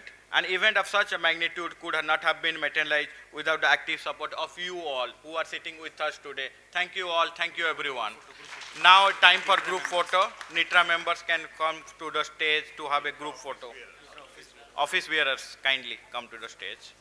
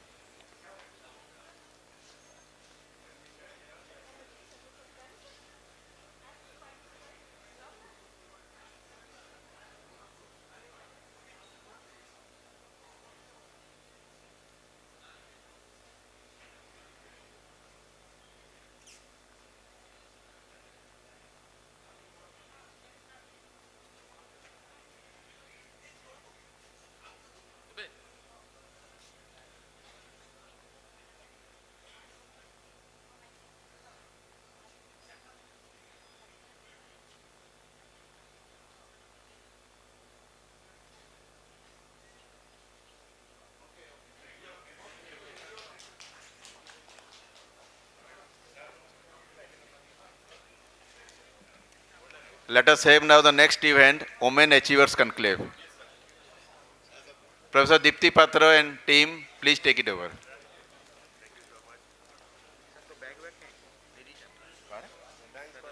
अरे काली खन देला अपना विश्वजी असे माले रदंग पिने रे बता विश्वजी मिश्र कोइला तो विश्वजी नहीं चुली कोइला की थले नला this opportunity we will have now the women's achievers conclave. Tea and coffee are available outside. Anytime you can go there and have it. There is no special tea break. We are already late by half an hour.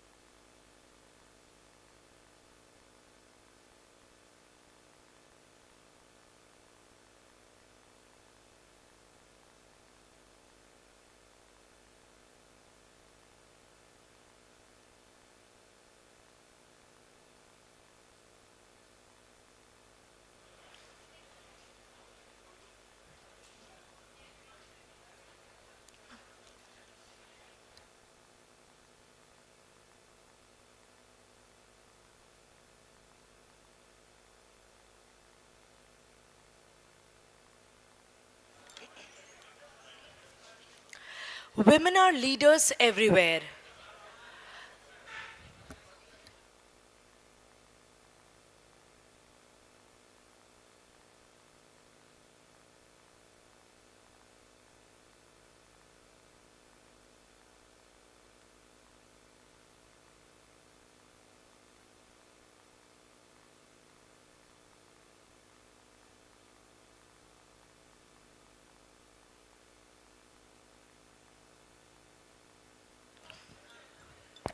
Good afternoon, everyone. We are about to start the program, Women Achievers Conclave. Please have your seats. I request everyone to please take your seats.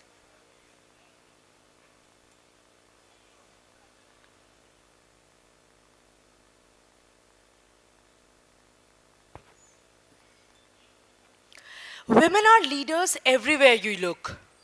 From the CEO who runs a Fortune 500 company to the housewife who raises her children and heads her household. Our country was built by strong women, and we continue to break down walls and defy stereotypes.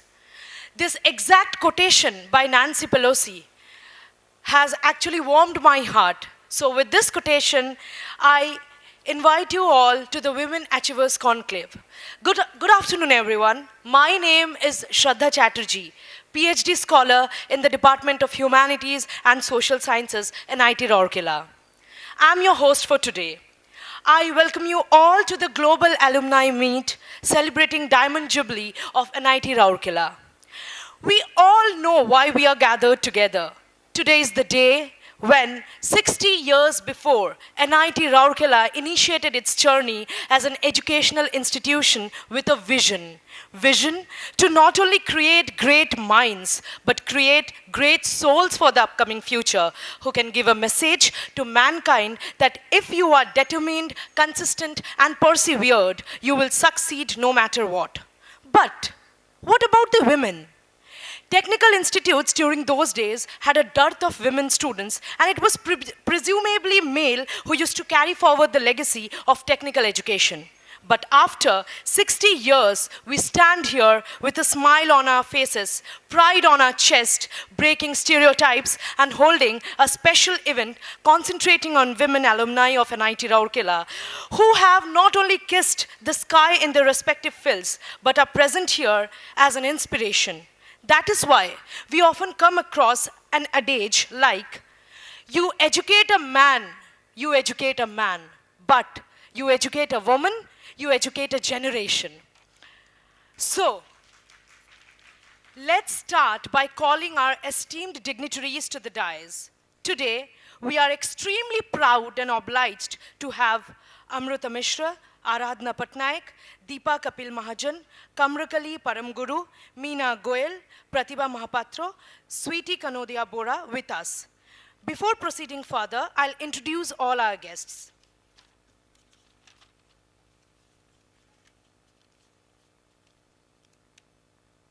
Amrita Mishra, alumna of NIT Rourkela, who completed her electrical engineering in 2001. She is currently a principal engineer and platform architect in data center and AI group, Intel Corporation.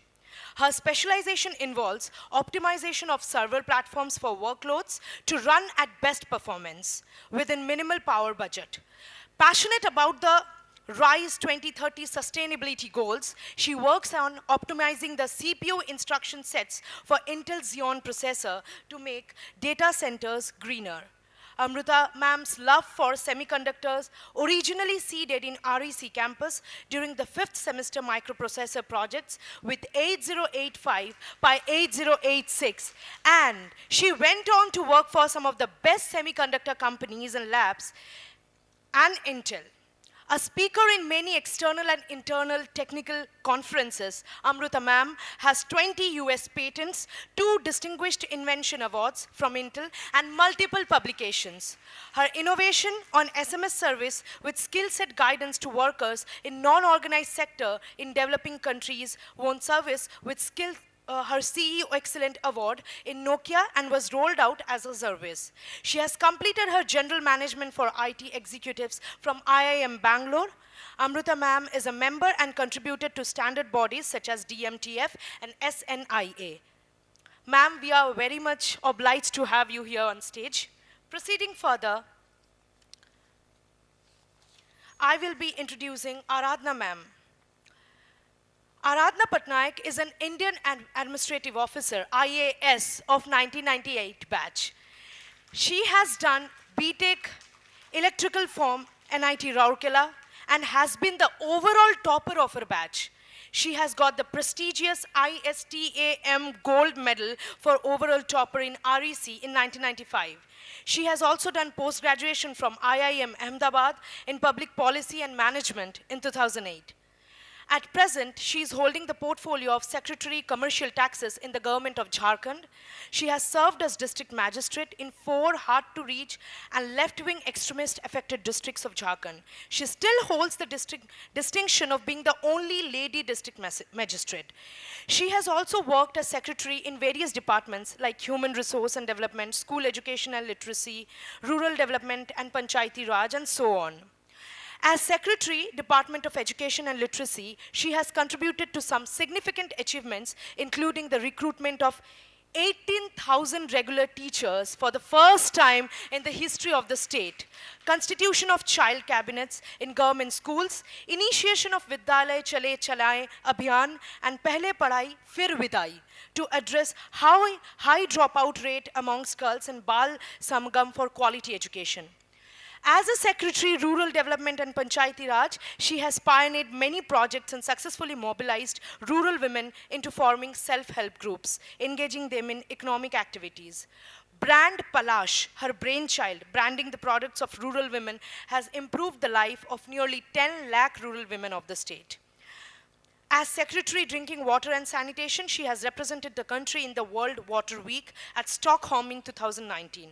Her present department, Commercial Taxes, has made a record jump of 25% increase in tax collection in the state due to intelligent-based data mining processes.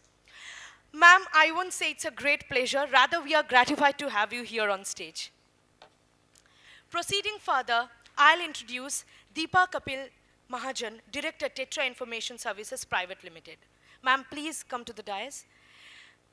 Deepa ma'am, an engineering graduate of the year 1990 of our institute, NIT Rourkela, an MBA from IIT Delhi, has more than 30 years of industry experience in IT and strategic management. She has spent the first 3 years of her life at Portec Computers Limited, thereafter joined Planning Commission NIC and worked there for 3 years. She is a co-founder of NITRAA Information Services, one of the focused open source organization in India. Her expertise includes business transformation using open source strategies, business process mapping, and digital transformation. She is also a co-founder of Co-Growth, which is a collaborative community of MSMCs sharing the learnings for mutual growth and development. Promoting its motto to learn, ideate, network, and collaborate, which is abbreviated as LINK. It's the Indian-style TED Talks. A regular speaker in many events, engaging in a variety of domains of social build-up for women and children, she has been taking sessions to personal and professional growth and engaging in professional mentoring of MBA students. She has been one of the pillars in NIT Rourkela alumni for many years, one of the founding members of Pan-NIT Alumni Forum. Ma'am, I'm very obliged to have you here. Proceeding further, I will be introducing Kamrakali Paramguru, ma'am, Lead Analytic Advisor, Mount Sinai Health System, USA. Ma'am, please come to the dais. Kamrakali ma'am has done her bachelor's in engineering from NIT Rourkela in 2002. After graduation from NIT, she has done MS in metallurgical engineering from University of Nevada and MS in statistics from University of Minnesota. She has also obtained a degree in Master of Business Administration with honors from the University of Chicago Booth School of Business. She has significant contributions in the area of strategic and tactic analytics, in healthcare and R&D. Some of her significant works are building a medical technology surveillance system at Medtronic Incorporation, which successfully removed the FDA constraints on product manufacturing, leading to increase in profitability. She has worked as the Director of Analytics at Signify Health, where she lead end-to-end health claims, data review, analytics, and dashboards to present. And also, she has served in getting 60% of the expected revenue in 2021. Currently, she is working as a lead analytic advisor at the Mount Sinai Health System for analytic infrastructure development and to identify valuable solutions that yield value for purchaser Mount Sinai and members. She is a lifetime member of Beta Gamma Sigma Business Honor Society. She is also the membership of American Statistical Association, American Society for Quality, MILI, at Carsland School of Management.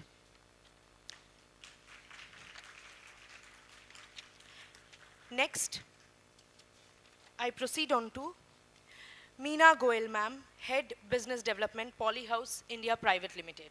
Ma'am, please come to the dais. Meena Goel, ma'am, is an electrical engineer from NIT Rourkela, a gold medalist from IIM Kozhikode. She was one of the first girls from Steel Township of Rourkela to be accepted into NIT, called REC in those days, and inspired many girls to join engineering. After graduation, she joined the Steel Authority of India, paving the way for girls from her Steel Township to make their way into the corporate world. She started her career with SAIL in the Central Marketing Organization. She rose to become the Chief of Marketing at SAIL, Chennai, and took voluntary retirement at that time. Her resume sparkles with more than 3 decades of heading marketing in companies such as Bharat Forge, UCAL Fuel System, Hinduja Foundries, and so on.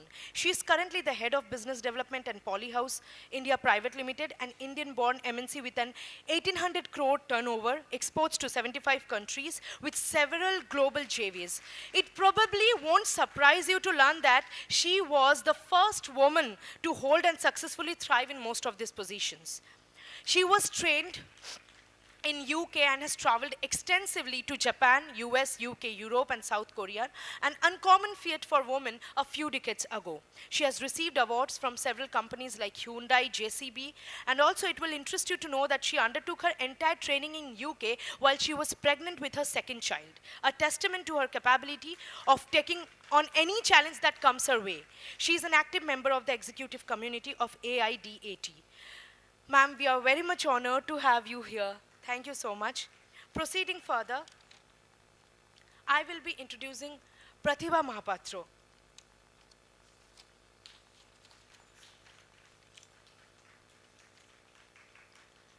Pratibha Mahapatro is Vice President and Managing Director for Adobe India. In this role, she leads Adobe's in business across Adobe Experience Cloud, Adobe Creative Cloud, and Adobe Document Cloud. Adobe's mission is to change the world through digital experiences, serving a large customer base from students to business communicators to the world's largest enterprises. As the leader of Adobe's India business, Pratibha ma'am is responsible for driving strategic planning operations, customer interactions, and shaping growth in the market. Having spent over 25 years in the technology industry, Pratibha ma'am is a transformational leader with an incredible breadth of experience in driving business growth and adoption of disruptive technologies. Prior to joining Adobe, she served as Vice President of Digital Sales for IBM in the Asia Pacific region. Through her various strategic roles at IBM since joining the company in 2002, she has a wide range of experience including sales organizations, business transformation, and so on. Pratibha ma'am has been recognized as one of India's 75 most influential women by Business World. She received a Bachelor of Technology in Computer Science and Engineering from Regional Engineering College, now NIT. An acknowledged industry leader, she is passionate about building diverse teams and actively mentors women on their leadership journeys. She is a sports enthusiast and lives in Gurgaon along with her husband, who is also an entrepreneur, and their daughter. Proceeding further, I am calling upon the dais Sweetie ma'am. Sweetie Kanodia Bora, partner dealership of Mrs. IOCL. Sweetie Bora has completed her BSc Engineering Chemical from NIT Rourkela in 1990. She was the gold medalist and topper of her batch. Further, she pursued her MBA from Dr. APJ Abdul Kalam Technical University, Lucknow. She worked as a junior engineer at RSP Rourkela from 1992 to 2002. She then joined as a faculty at the Institute of Management Research and Technology, Lucknow. She is currently working as a dealer for Mrs. Indian Oil Corporation Limited, Lucknow. Ma'am, we are so grateful that despite all your busy schedules, you're still making time and coming today. Apart from this, we have two esteemed professors from NIT Rourkela. Professor Deepti Patro, ma'am, please come to the dais. She is an alumna of NIT Rourkela with BSc Engineering in Electrical Engineering in 1989 and ME in 1993 and PhD in 2006. She was also awarded with Best All-Rounder Gold Medal in 1989. She joined as faculty in the Department of Electrical Engineering at NIT Rourkela in 1990 and now currently holds the position of professor in Electrical Engineering Department and coordinator of Center of Excellence on Renewable Energy System. Her major research focus is in the area of signal image video processing, machine learning, computer vision, and visual servo control. During her 32 years of teaching and research career, she has received 2 sponsored research projects to her credit, supervised 8 PhD research scholars, 71 master's theses, and more than 50 undergraduate projects. She has published 1 book, 6 book chapters, and 119 number of research papers in national, international journals and conference proceedings to her credit. At NIT Rourkela, she has also taken up many administrative responsibilities of the institution, that is, chairperson and member of many committees, internal complaint committee, gender advancement for transforming institution, etc., head of the department, associate dean faculty welfare, warden of hostel, vice president of student activity center, and so on. We look up to you, ma'am, because future, I also want to be a professor, and I really get much inspired from you. Next, I'm calling upon the dais Professor Simita Mahanti. She is my supervisor, PhD supervisor, and she is the professor of English, Department of Humanities and Social Sciences at NIT Rourkela with more than 25 years of teaching and research experience. She is one of the founding members of the Department of Humanities and Social Sciences here in NIT Rourkela. Currently, she is the coordinator of the Center of Excellence in Tribal Studies at NIT Rourkela, funded by the Ministry of Tribal Affairs, Government of India. She is a recipient of the Homi Bhabha Fellowship from the Homi Bhabha Fellowships Council, Mumbai. Till date, she has guided 10 PhD students, 20 master's projects, published 3 books, and has around 30 research publications in national and international journals of repute. She has also worked on 7 sponsored research projects as principal investigator from funding agencies like Indian Council of Social Science Research, Ministry of Tribal Affairs, British Council, and SAIL RSP. She has held several administrative positions at NIT Rourkela, some of them being the head of the department, president, student activity center, hostel warden, and chairperson, Biju Patnaik Central Library. In 2021, she was one among the 5 faculty members who were conferred with the Best Teacher Award. In addition to teaching communicative English and business communication courses, she has introduced courses like ethical leadership and literature and gender diversity and inclusion for BTech students. Ma'am, it's my pleasure and I'm very much gratified to have you here. Proceeding further, now I request the volunteers to present the bouquets to all our women achievers. Please have a round of applause.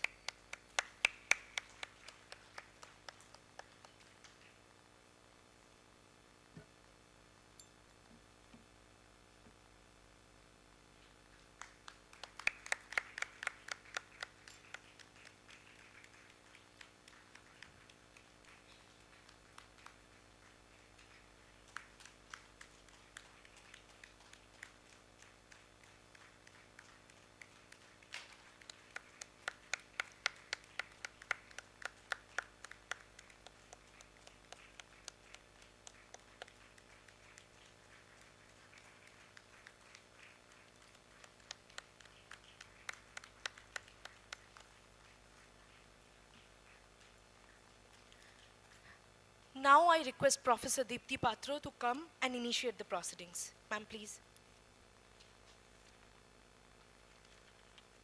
Thank you, Shraddha. Esteemed dignitaries on the dais and off the dais, the distinguished women alumna of our institute, my fellow colleague Professor Simita Mohanty, all alumni delegates and their family members, faculty and staff members, students, press and media, all invitees, and ladies and gentlemen. It is my honor and privilege to welcome you all to the Women Achiever Conclave, which is part of this grand occasion, that is Diamond Jubilee celebration of our esteemed institute. Oprah Winfrey once quoted, "Think like a queen. A queen is not afraid to fail. Failure is another stepping stone to greatness." Yes, women are constantly evolving and reaching new milestones across a wide spectrum of activities in modern times. Our alumni have also made their leadership presence felt in entrepreneurship, administration, education, engineering, and industry, both in national and global levels. They are now resolved to break the traditional glass ceilings and that barred them from entering the leadership positions. So this conclave, Women Achievers Conclave, is an event which intends to recognize the women alumni who have demonstrated excellence, dynamism, and innovation in their given field and made our alma mater proud.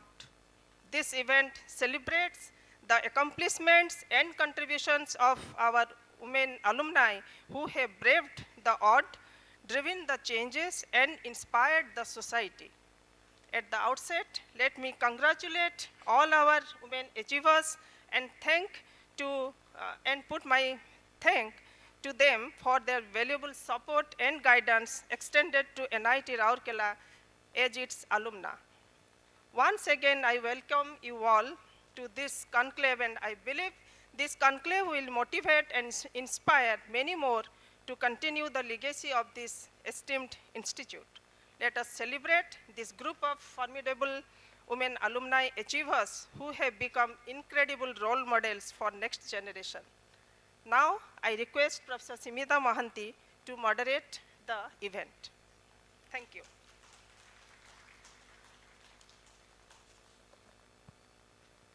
Thank you, madam. Good afternoon to one and all. I'm truly delighted to be a part of this elite group of women achievers who are waiting to share their thoughts and experiences with us. We just had a very insightful session on leadership, and I'm wondering, is this any different? You are all leaders in your own way. Some of you might be wondering as to why we are having a separate program on women. But, you know, it's a man's world. That is what we perceive. In the 21st century, going for a separate program for women might seem somewhat surprising. But let me just give you some data on this. One very wise person once said, everyone has to bring, in God we trust, and rest all have to bring data. So let me just give you some data on women's position in the leadership world. An International Labour Office report suggests that this is a result for G20 positions, G20 countries on women in managerial leadership positions in the G20 countries.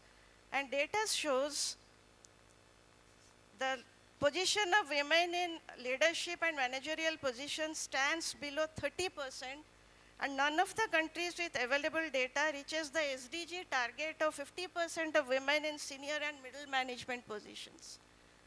And the figure for India is just 13.7%, with the average being 29%.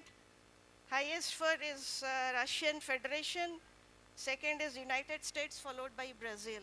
Among the 20 countries, India stands at 20th position. So this is the report for International Labour Office. And then we have another report by Deloitte Global's Women in the Boardroom report. This is for India again. The report says 17.1% of the board sits in India. This is a 2022 report. This has increased by 9.4% from 2014, of course, 2014 edition, when the Companies Act 2013 mandated having one woman on the board, on every board. However, only 3.6% of the board chairs are women, down by 0.9% since 2018. So if we progress in this pace, the report also found that globally 19% of the 19.7% of the board seats are held by women globally. So if we progress at this pace, you can imagine the year when we'll be reaching gender parity when it comes to occupying board positions. Can anyone guess which year they're projecting? You're somewhat on the right track, ma'am. It's like 2047 we would be reaching a position when there would be somewhat of gender parity achieved when it comes to board members, but certainly not women in the chair position of those boards. So this is the reason why we have thought of a separate conclave for women achievers. And let's proceed further in this. Let me not take up more time. But yes, I would like to just one more small observation as to why we are having a separate program for women achievers. I was there in the inaugural session all throughout yesterday. I was counting the number of people who spoke on the dais. There were 9 individuals, and all 9 were men. You must have all noticed. It might be a coincidence, of course. Not all the time. Today I was glad to see Madam Mahapatra, Pratibha Mahapatra, sitting on this dais where this leadership conclave was being held. Yesterday it was all about men. So thankfully we had a woman today to represent the whole of the female gender, I would say. And since Saroj Patel sir was the convener of yesterday's program, I was hoping somewhat better. The only women that I found on the dais were the ones who were carrying the trays.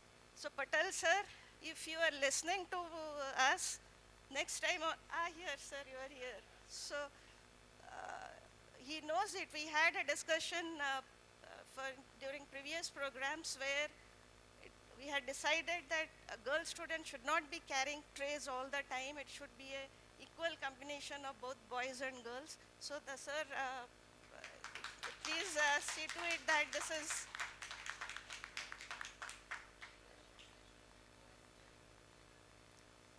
Okay, that's an improvement certainly then.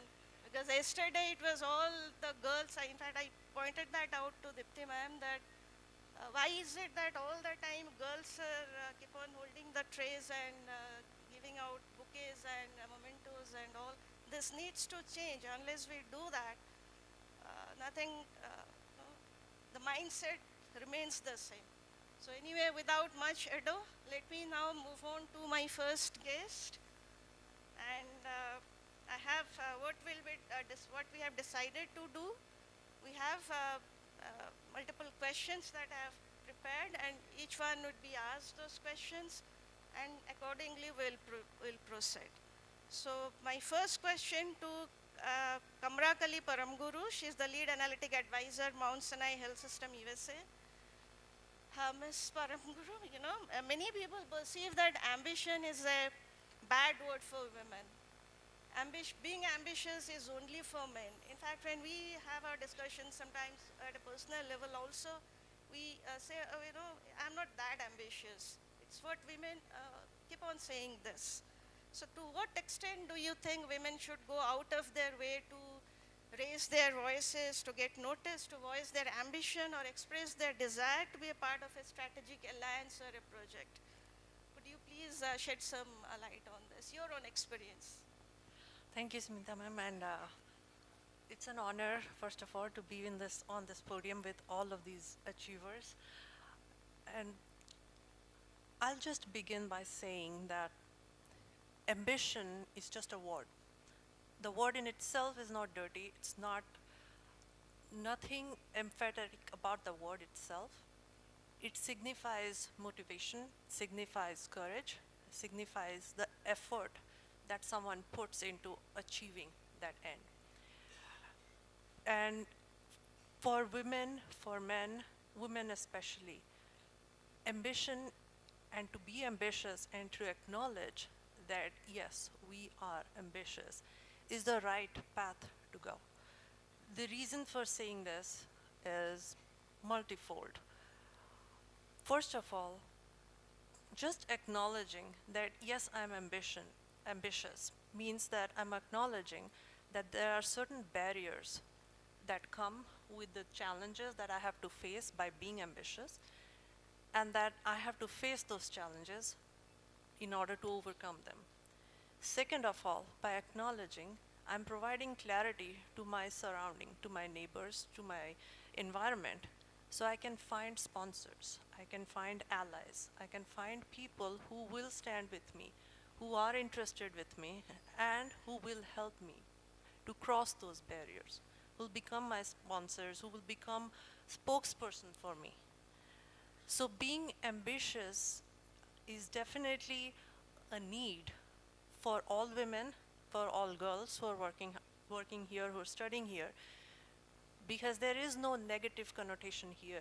If you take it positively, if you convert it positively, there is all positive results that can come. And all the women here will acknowledge that we have been ambitious to go begin with, and we have never shied away from saying that we are ambitious or from working towards being ambitious. And that's why there are people there, and that's why these women are here. So being ambitious it's good. And as women here, I know there have been a lot of discussion. Beyonce, in one of her famous songs, said, "We teach our girls to shrink." That it's okay to be ambitious, but not too much. So ambition, and by having a fear of that word ambition, causes us to shrink. We are not allowing ourselves to work to the best of our potential. And that is something crucial, because we owe it, all women, all girls, we owe it to ourselves, we owe it to the world, that we perform to the best of our abilities for everyone else and for ourselves. We deserve it, absolutely.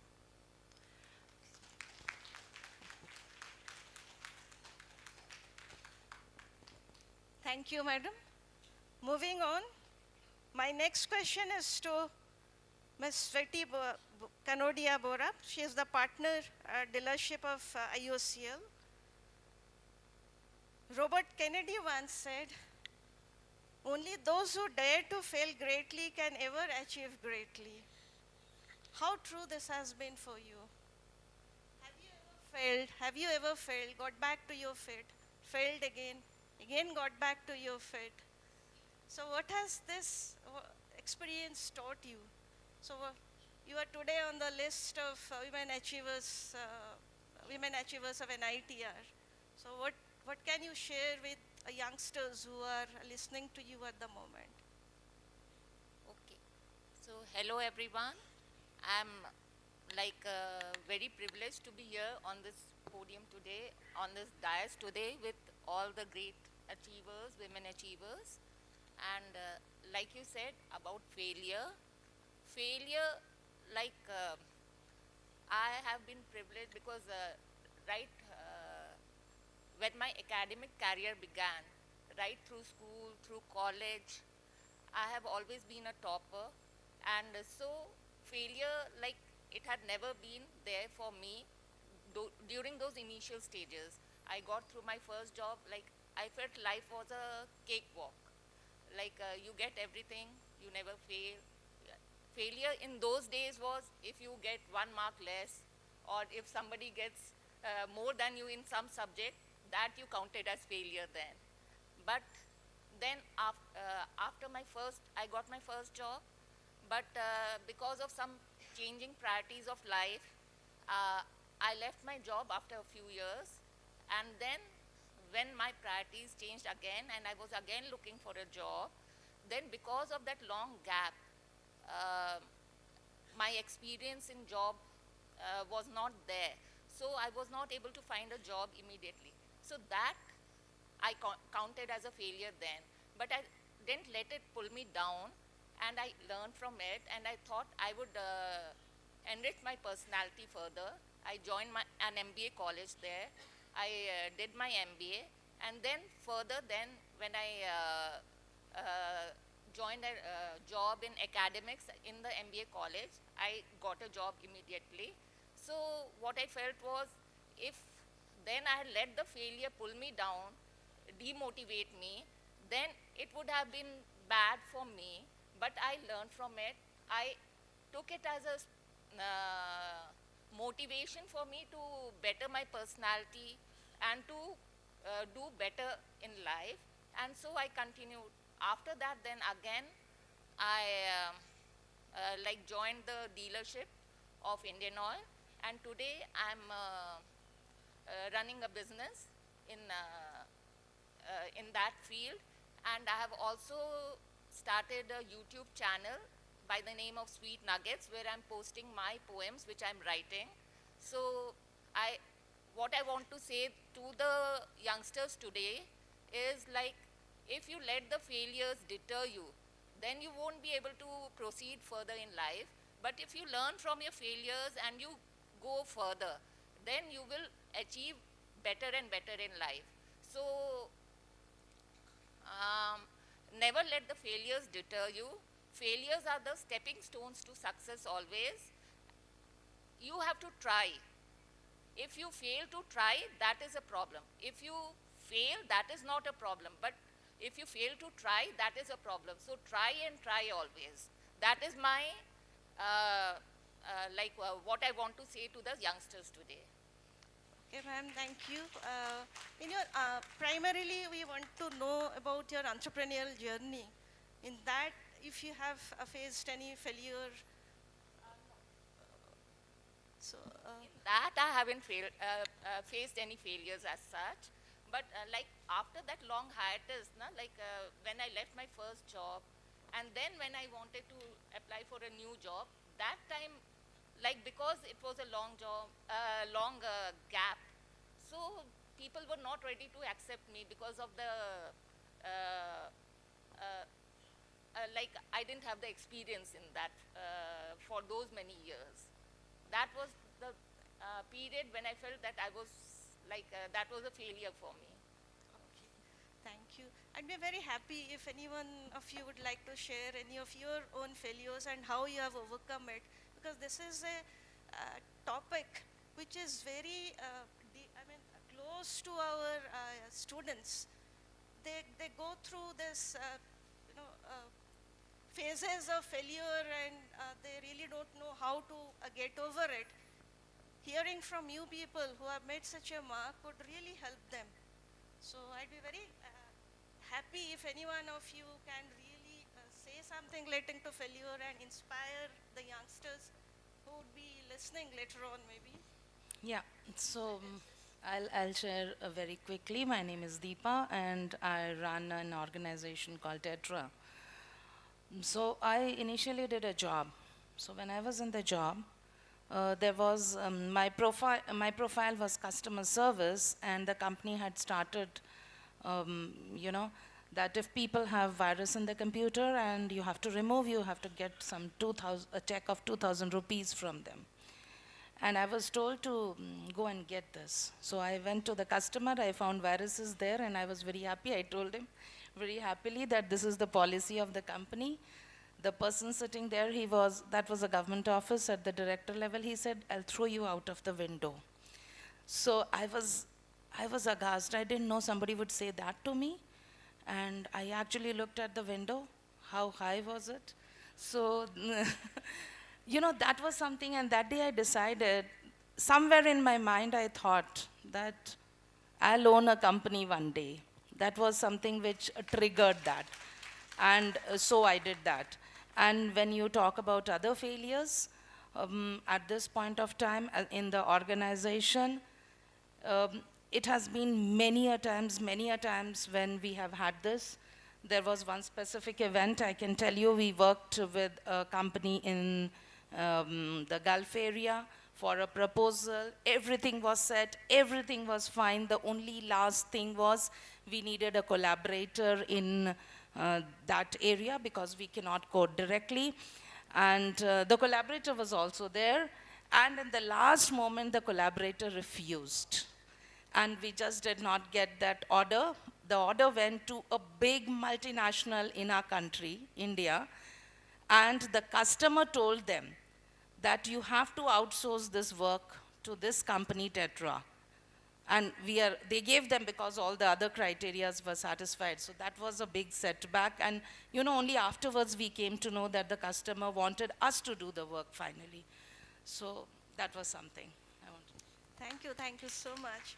I hope all the current students who are listening to you get inspired by this, that when they are not doing well, that's not the end of the road. Sometimes they really need this kind of boost. Moving on, my next question to Meena Goyal, Head Business Development, Polyhose India Private Limited. This is a very interesting question I have for you. For women in leadership position, it's a catch-22 situation. If you act assertively, you are branded as aggressive, loudmouth, nasty, etc. And if you don't, you are dismissed as a pushover, mild, unable to take decisions. Studies have actually shown that influential women are treated as less likable than influential men are. I'm not making this up. All these studies do exist. There is a certain gender-based perception when it comes to women achievers. So what can we do to break these gender stereotypes? Can you please share your own experiences on this? Yes. See, I would like to say that this problem is there not in any particular company or any particular type of industry. It is throughout, I have seen, because when I was in fact joining REC, my own husband, who was my senior, he said, don't come anywhere near this engineering college, it's not for women. And so he was 84 batch and I was 82. He said, this is not a place for women, 5 kilometers past nahi aana. So, starting from that kind of a thought process, and today my children have done the engineering. So then I joined SAIL. SAIL, I did not find this much of a problem because, we were very young and most of them are like a father's age and, people were quite okay. But after that, I joined a private company called Bharat Foj, which is one of the very doing company getting into defense and run by Baba Kalyani in Pune. I applied for a vice president position in South. And he saw I was called for the interview. He told me exactly what you have said, ma'am, that the only women we have in our company is stenographers and receptionists. And you have applied for an AVP position, I mean, he couldn't believe. And I also, after I had cleared everything. This was my final thing with the chairman. And I told him, it's high time you got a lady, sir. Later, I was regretting that even if there was a chance, he will not give it to me, but he did. So I find that, this feeling of, firstly, women acceptance is very tough. After that, I was with even a Japanese JV company, Saint-Gobain, everywhere, this women is a thing which many men cannot accept. In Saint-Gobain particularly, I had one or two juniors, particularly from the north of India. I also come from the north, incidentally, but they couldn't accept. So if I asked them to do something, what they did, they would go and tell my MD that this is what I have done or this is what I will not be doing. Now, one day I walked to my MD and I told him, he says, "Arey, it's okay, they are just coming to me." I said, "Sir, this is not going to work out." So, MD said, is it so? Is it a problem to you if they come to me? I said, yes, sir. You know, if I'm going to be heading marketing, I've got the results to deliver, then, you know, these people have to be counseled. So he said, okay, if that's what you feel. Because he said, I never felt like that, I was only helping you. Then he called the head of HR and he said, you know, you please have a session with these people, have some bonding, have some discussions. So that helped a lot, you know. So I felt, you know, as long as, initially I was only feeling bad. See, I'm telling these boys are going to my MD every time. But one day when I went and told my MD that, you know, sir, I am getting the results, you know, but why is it happening? The HR came into the picture. Sometimes HR is required to, you know, see, I particularly found that, you know, the people whose mothers are working, there were many boys or girls, you know, whose parents were working, mother was in the bank. Those boys never had a problem, you know. They said, okay, you know, they came like, what do you want, you know, we will do it. But people who were not used to, see, we do come from a society where basically men are the hunters and women were taught to, you know, we have to understand the background, you know, from where it comes. But we also have to understand that we have to change this for the next generations. We have that responsibility. Only if we make changes, the next generation will get benefit and they change it for the next generation. That is what made me speak to my MD. So one thing I was saying is that this is a universal problem. And the next thing is, what should you do? Because, see, the workers have come with a thought, the officers, you know, that men are, you know, generally tough and women are very nice. And to some extent it is true also, you know. See, we don't go and tell people, you know, 3-letter words and 4-letter words and say, get lost, you know. We try, we understand. And so my suggestion is like this. With my experience, I've worked now almost 40 years in all kinds of company. So I feel that, see, at the end of it, they say the business of business is business. You know, we are studying here against a lot of difficulties, let me tell you. You know, and, you know, then we go and we get a job and we work. Work, process, and the results. In fact, more than the results, how are we working? It's ultimate. It's like the temple. It's like, you know, the ultimate. We have to perform. And you cannot perform unless the entire team listens to you, you know. So if there are boys who say, you know, today she had a fight with her husband, so she's shouting at us, you know, that kind of things cannot be encouraged, you know, even if you, they say behind your back. So we have to be a little assertive that work has to be done. There is no compromise on work. Now, how do you get it done? This is your personal style. See, my style is, I work a lot in EQ. I call them separately, I explain, I study, like they say, you know, in a group when you have monkeys, you have lions, you have all kinds of people, you know, so each one you handle in a different way. So I try to handle like that. But I have another friend who's equally successful or maybe, you know, as successful, and she says that I have no time to do all this. This is a work, it has to be done. You don't like it, get lost or just leave your job. And she is also performing as well. So this is our personal style. You may like to be, you know, collaborative, or you may like to be tough. But boys or men will not like, many of the people will not like taking orders from the women. And it's up to you. You could be good, or you could, I mean, put it politely, or you could be tough. Now, coming back to this, one good silver lining is, you know, 40 years back, if I worked with a team, the men, almost 80% guys did not want to take orders from me. But today, it is the other way around. It's only 20% who are resisting. So things have definitely changed.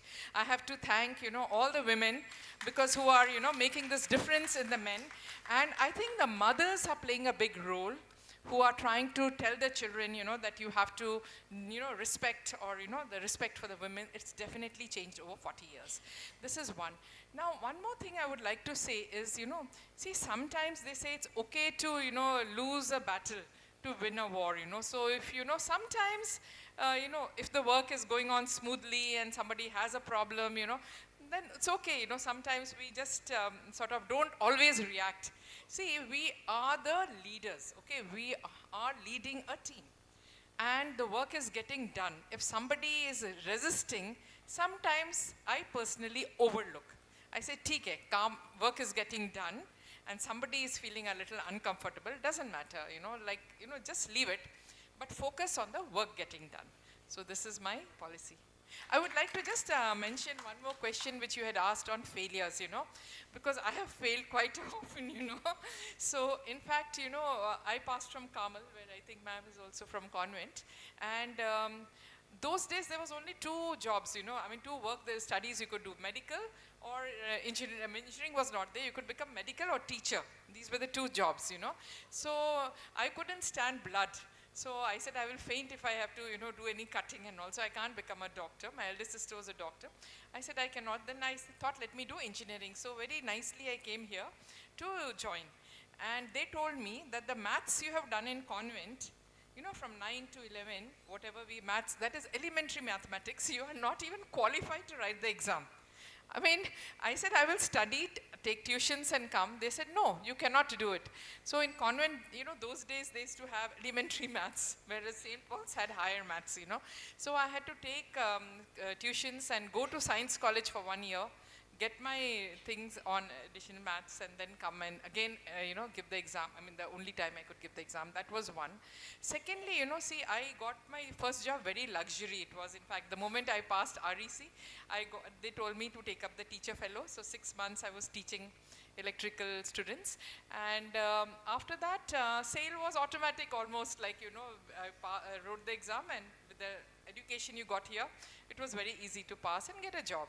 And then what happened is, my husband, he got a transfer to Chennai. Chennai in those days was very, very conservative. There were no women working. It was only the family women who were working. So I told my husband that, see, I'm going to not have a job. And in SAIL, they have a transfer policy. So in Chennai, I was the chief of marketing. I had already worked 3 years. It's a small office, only one post above me. I said, I'm not going to last here for long, they will transfer me. So I will need to look for a job, and it's very difficult. All the names, TVS, Hiranis, today they have so many women you're proud of, but those days it was only the family women who were working. It was very difficult to get accepted. And I was not a Tamilian, not a, the community. But I went along with my work. I did this executive MBA from IIM.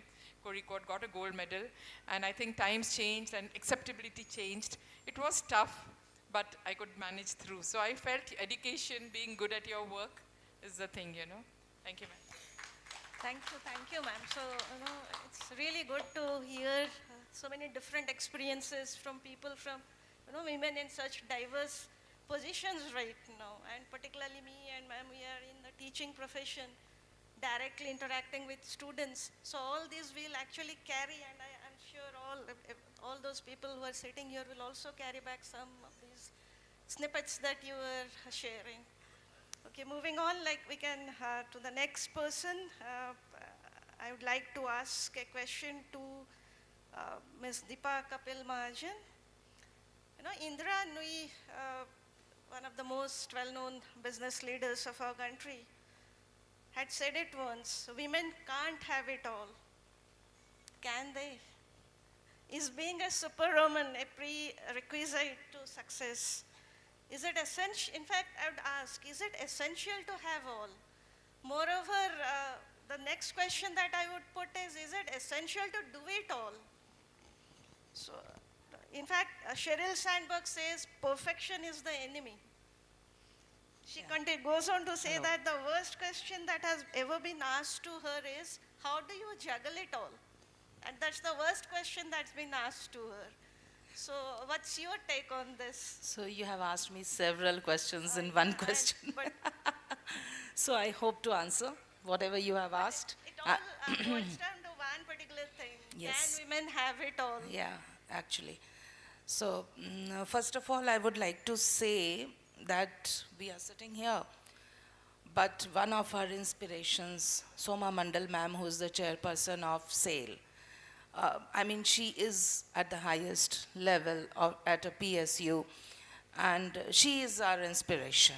And I would like to extend my gratitude and we would like to celebrate her position, actually. That is something which is really to be proud of. Coming to your question, I will not answer it very directly. I'll give you the direct answer at the end. Actually, you'll figure it out.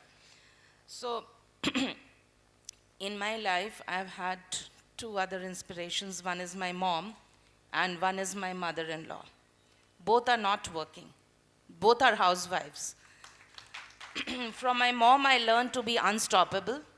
And from my mother-in-law, I learned project management. She has 5 children, 2 daughter-in-laws, 3 grandchildren, and she knows moment by moment what each one is doing and what each one is going to do also. So there cannot be a better project manager than her. And these two people have been instrumental in shaping my career. And seeing this, I would like to say that it is also about the narrative in case of women. So it is not just about women who are working in jobs, in entrepreneurship, or in other places, but the women who are there behind us, who have been nudging us, who are our support system, and who are making sure that we are there wherever we are. That is something very, very important, and we need to bring that out in open, is what I feel. They may not have a branded job or whatever, but we have to create a narrative around that. We have to create those stories. And I believe, and I truly believe, that nudging each one, nudging not only the women, but also the people, the men also around us, is very, very important as a human being. You know, people may achieve, people may do so many things, but they are not, you know, they are shy, they don't want to share, they don't want to talk about it. Because, and this is the problem of not only men, women, anything. This was a problem of our country, I would say. Now those things are changing. And people are actually going out, speaking about themselves, speaking about their achievements. And then we see leaders around the world. We will see people in multinationals, they are all Indians. So that is something which is very important. And as a woman, I have found one most important thing is have a great support system around you, and do not shy to take help from anyone. I consider every person as my community. I consider every person as somebody who belongs to me. So it is like my right to take support from everyone. So when I think something like that, in that case, I mean, I don't have any fears wherever I go. I know, I believe that I will get support. I believe that, and I do get.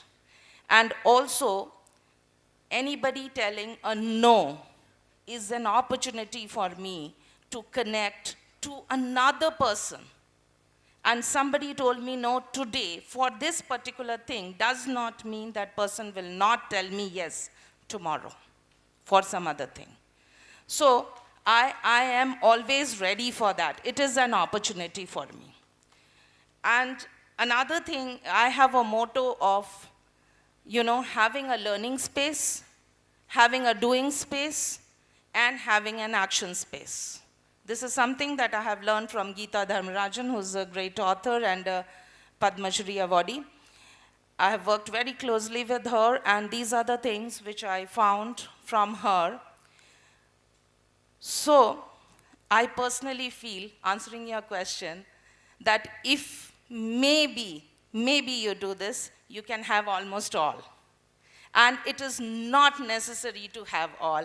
It is okay to leave certain things. It is okay to not be perfect. It is fine. I am a Virgo, and you know, Linda Goodman says that Virgos are perfectionists. But I think I have left that behind long time ago. Because if you just seek for perfectionism, as you truly said, you know, you cannot complete things. So that finitiative attitude will get missing if most of the time you look for perfectionism. Of course, quality is important, good quality is important, deliver that, try and give the best. You know, every time exceed your previous target. I think you are good. Thank you so much. I mean, it's good to know that women realize that we don't need to have it all. whatever we are doing, we are giving our best, and that's it. That's what I believe in. If you are giving our best, I would. I am not, if there is nothing at home, nothing has been cooked, and I am out, I'm okay with it. The people at my home, they will fend for themselves. That's not, and this is not today, I'm talking about 30 years back from then. yeah, today's generation don't have, don't have any such problems. There's Swiggy and Zomato all the time. And yeah, they are there for foster parents nowadays for today's children. So would you like to share something? I would like to add to Deepa ma'am's that it's absolutely heartening to hear you say this, because somewhat a little bit younger generation than you, I have also found that having that support system and, forgiving yourself for having ambitions and then not apologizing for it. I'm ambitious, I need to do things, I need to do it now. I have a support system that will help me to do them. And that clarity has helped a lot of us going through. We have my whole family is here, and they are my biggest backbone. So without them, cannot do anything. And having that support system, having your community, yes, you can probably have it all, but you don't need to have it all. That's true, that having it all, in fact, comes with certain limitations, and we should be happy with that. So it's, when Indira Nui said women can't have it all, it actually created a lot of controversy. But all women, mostly people agree that we don't need to have it all. Thank you for sharing your experiences on this. And I'm sure all the men sitting out here are probably getting a different perspective, which maybe they don't get to hear too many times. So, to moving on, this question comes to Madam Aradhana Patnaik, and is kind of very dear to me in the sense that we are doing a bit of research on this in these lines. So you're being an IS and currently Secretary Commercial Taxes, Government of Jharkhand. So again, as I had said earlier, in God we trust, but everyone else has to bring data. So in that sense, so as per a current World Bank report, modeled upon again international labor organizations estimate and data projection, female labor force participation in India is a mere 19%. So that's projected. It's a preliminary report. It's gradually declining. And worryingly, this decline is visible in high-skilled professions also. Fell from 13% in 2011 to 7% in 2015. Among engineers, the unemployment rate for women is 5 times that for men. Nationally, the unemployment rate for women engineers is 40%. I'm actually quoting from a book, taken all this data from a book entitled What the Economy Needs, edited by Avijit Banerjee, Raghuram Rajan, Meher Sharma. So these are all authentic figures. Nationally, the unemployment rate for women engineers is 40%, and while women constituted just over 22% of the manufacturing force in 2015, they made up only 16% of workers in the service sector. And this share of women in service industry, as per data, is more in 3 sectors which actually extend their traditional household responsibilities: education, health, and domestic services. So the kind of work that they do at home, this gets extended to the industries that they work in. So from your experience in the field, how do you think policy making should respond to these trends? It's actually a big question and requires a lot of time, but if you can manage it within a short duration, we'd be very happy. Yeah, thank you. Good afternoon and Johar. At the outset, first let me thank my alma mater and the organizers for having invited me for this Women Achievers Conclave. I would like to address this issue by citing certain examples from my field experience of over 24 years in administration. Basically, see, we need to understand that there are social, structural, cultural, and even unconscious barriers which basically hinder the participation of women in workforce. I'll list a few and then I'll discuss about the solutions one by one. First and foremost, I feel, to my opinion, to my mind is the long-standing taboo of the perception of the male being the breadwinner of the household. And because of this, this has had an adverse impact on education of women, their training, their employability and all that. And the second, which I feel again is the gender stereotype we were discussing.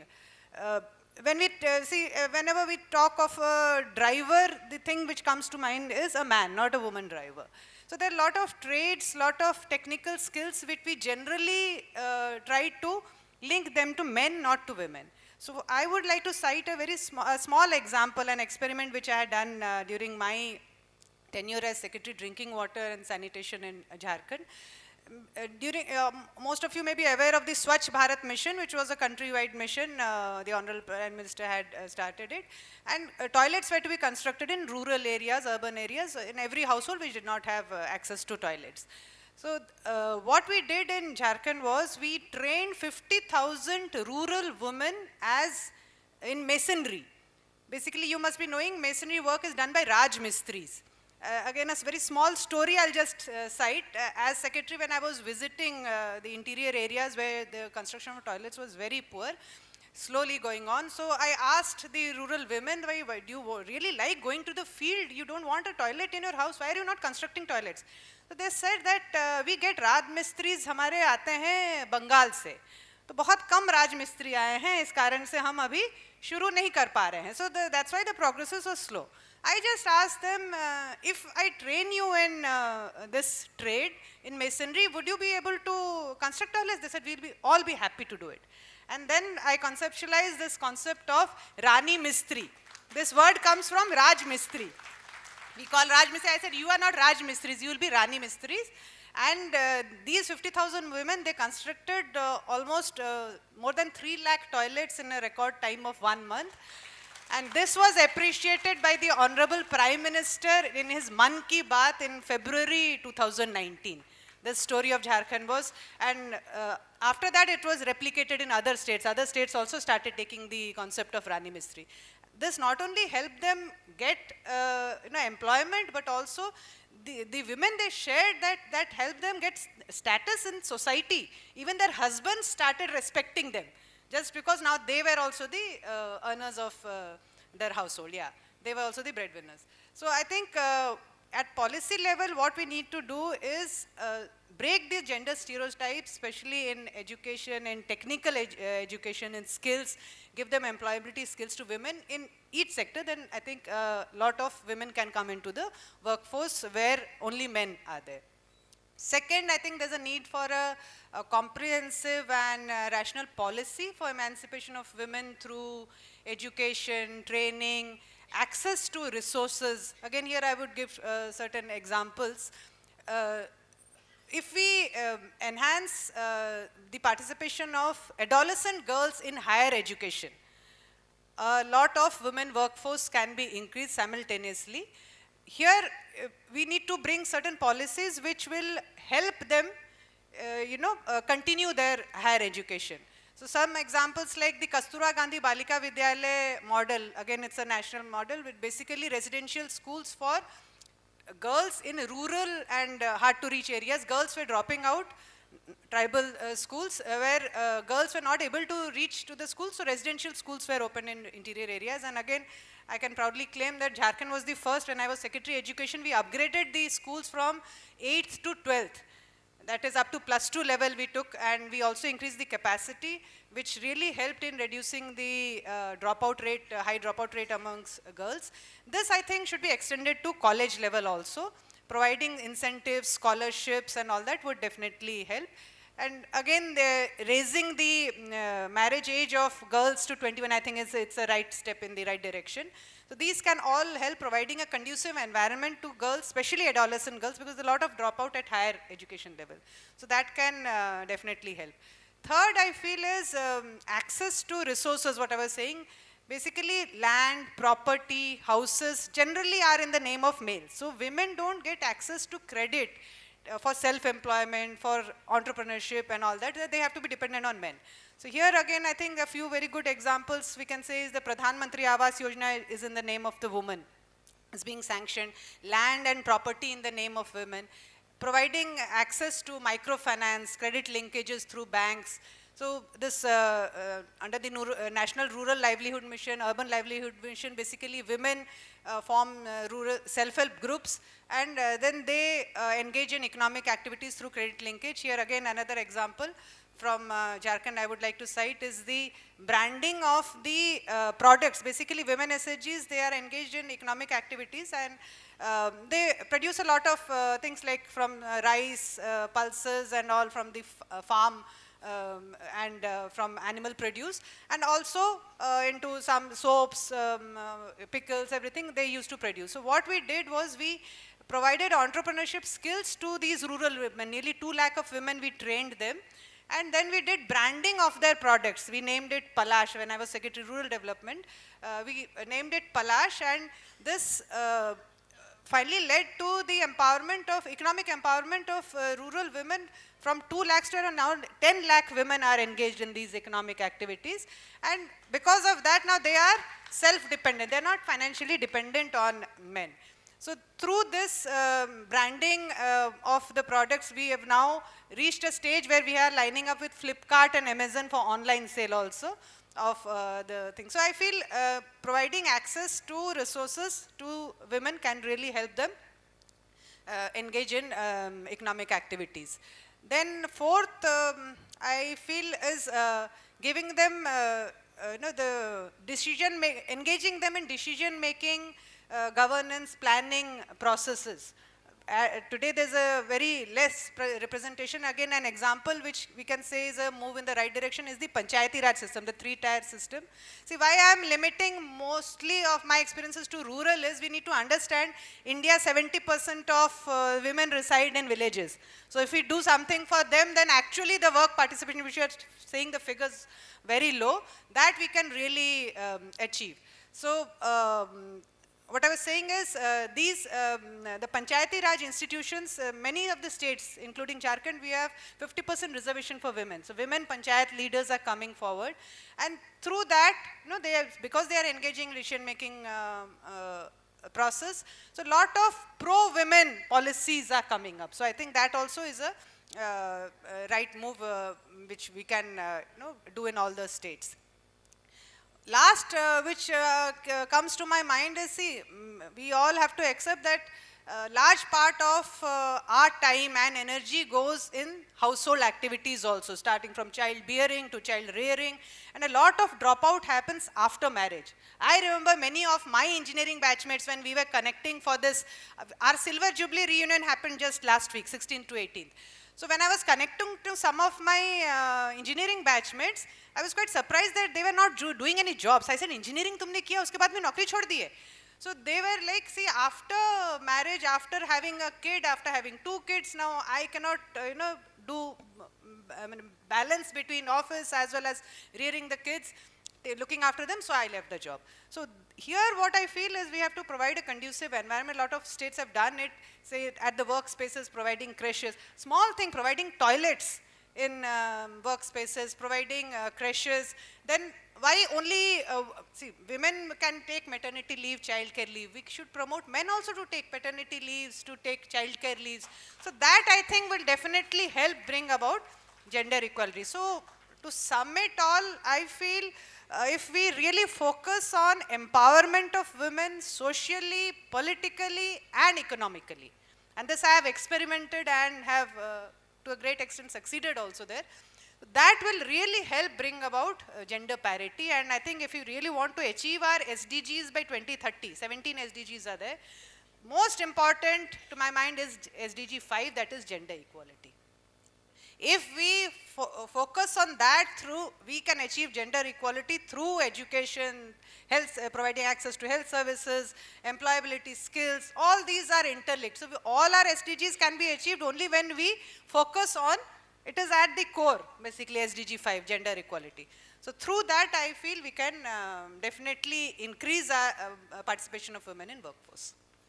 Thank you. Thank you, ma'am, to hear your views on gender equality and how it's progressing in your state. Orissa, in fact, has been a pioneer in this SSG program. And Sundargarh district particularly has really taken the lead in this.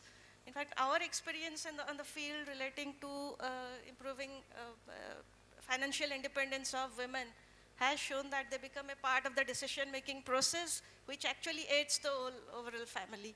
So it's very essential for this. And I really appreciated your Rani Mistri concept. It's something pretty new. And mostly people might not realize. In fact, everything is gendered. And I don't know if you might be knowing, Hillary Clinton had once said that women are the most underutilized resource. And it's probably continuing. And many of the terms that we have, bachelor's degree, master's degree, these are all directed towards men. I mean, it never strikes anyone to that how these terms, manning something. You know, so we always use this. So one small thing just I would like to add, at least like this, when we are talking of this gender stereotypes or differentiation and all, in administration somehow I didn't face it. You are an administrator. And I always found that people were in awe, like, "Arey, women hoke bhi, she has done so many things." Like, I used to travel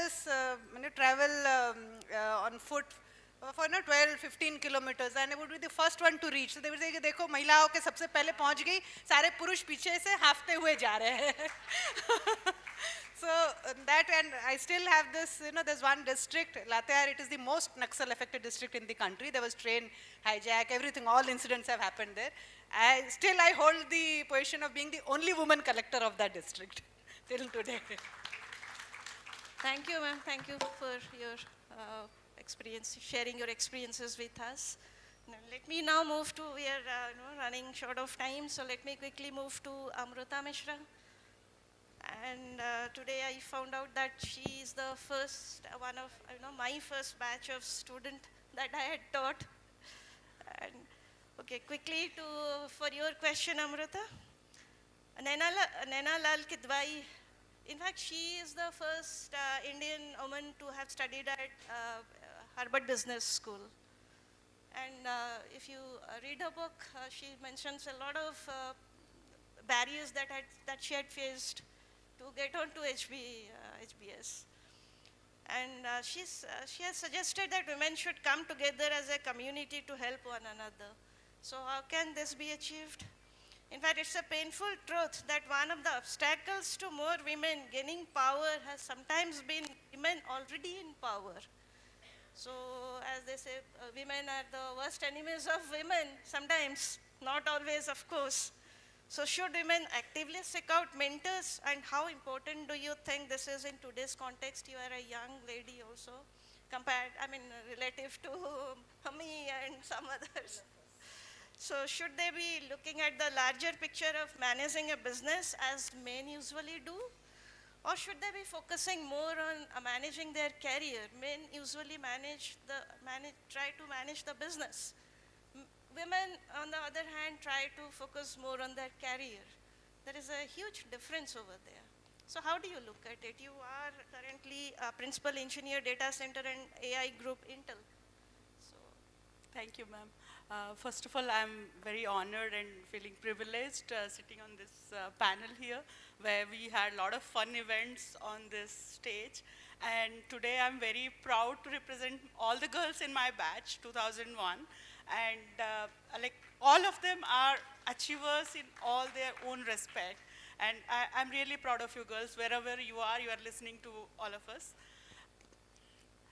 Okay, so ma'am, before I answered the Naina Kidwai's question that you asked, it's true what she has absorbed.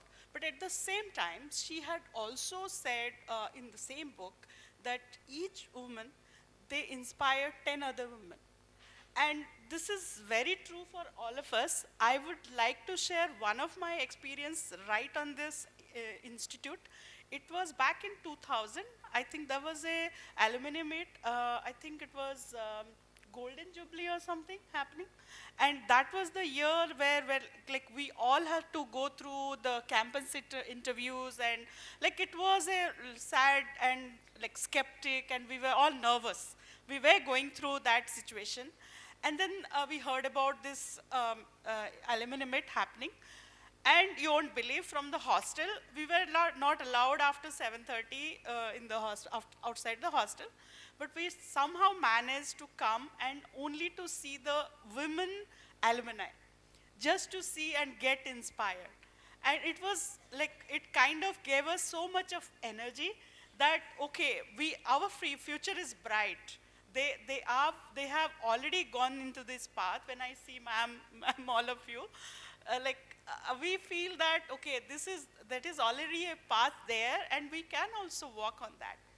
So the other question which you actually asked about whether the women hinder the growth of the other women, it might be true, but things are changing. Like I can experience in my own company or the own organization, there is like, we have taken a place that we will try to support each other and pull each other up. And that's why when there is some woman is speaking in a meeting, and that's a normal tendency, the men will take the idea and just loud mouth it. So we try to make sure that the woman who actually had the idea, she will be able to get the credit, and the senior person, whoever is present, they will be speaking about for her. Then the other thing, like personally, I have taken my own goal to inspire and help other women, younger women. Like I write a lot of patents. So any new patent writers in my company, the girls, I have taken a target of 5 new women patent writers per year. I will be helping them to write it and to get it filed and approved. So these kind of goals maybe each of us can take to pay it forward to the women network, which had given us so many things in our life, and get everybody, the younger ones who are there, to get them inspired instead of hindering them. Now the third thing which you asked about whether women should get, or they make themselves only to focus on their career, or they should go out and start their own business. Today Sangeeta could not join, she's my classmate. She has her own company, and she has employed more than 200 people. So it's a personal choice, I would say, but there is no restriction or anything that we should only focus on our career. We should not go ahead and manage a business. At the same time, like whether you have an entrepreneur or you are managing your company, if you are like ma'am, VP of a particular big corporation, obviously you are handling like a big business with so much of accountability, so much of revenue impact with it.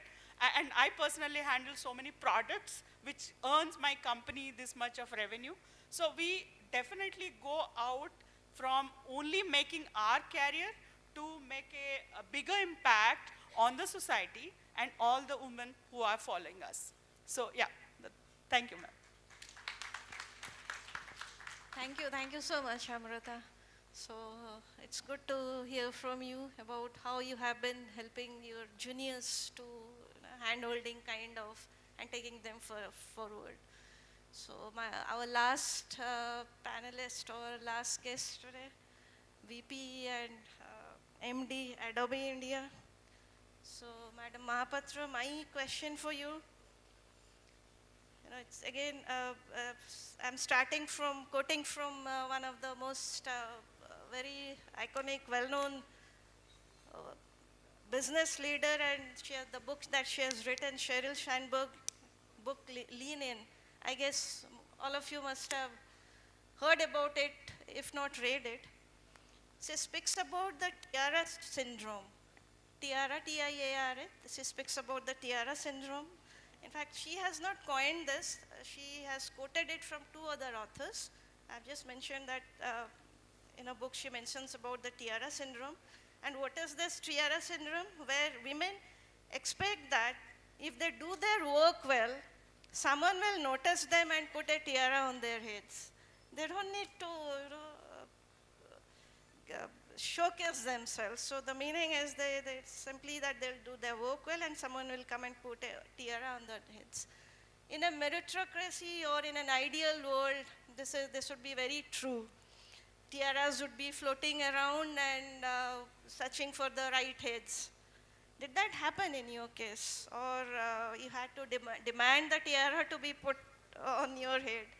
Looking back, how has been your experience when you started out your professional journey and now that you are in such a high position? Did you move up the ladder or did you take the jungle gym? For the uninitiated, jungle gym is where you don't have a ladder. You have to work your way up just like animals do to reach the top. They have to jump this side, that side, climb the way monkeys do. So that is the concept of a jungle gym. So no ladders. So how was your experience, madam, in your company?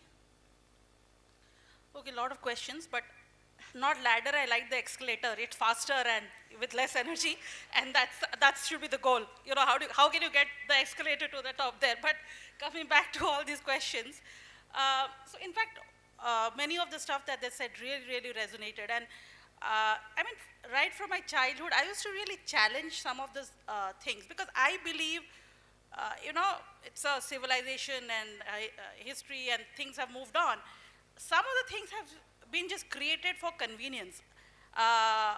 Men should do this, women should do this, and the roles and all. I mean, she talked about being the first to reach and reach that place. Somebody talked about a business that they did.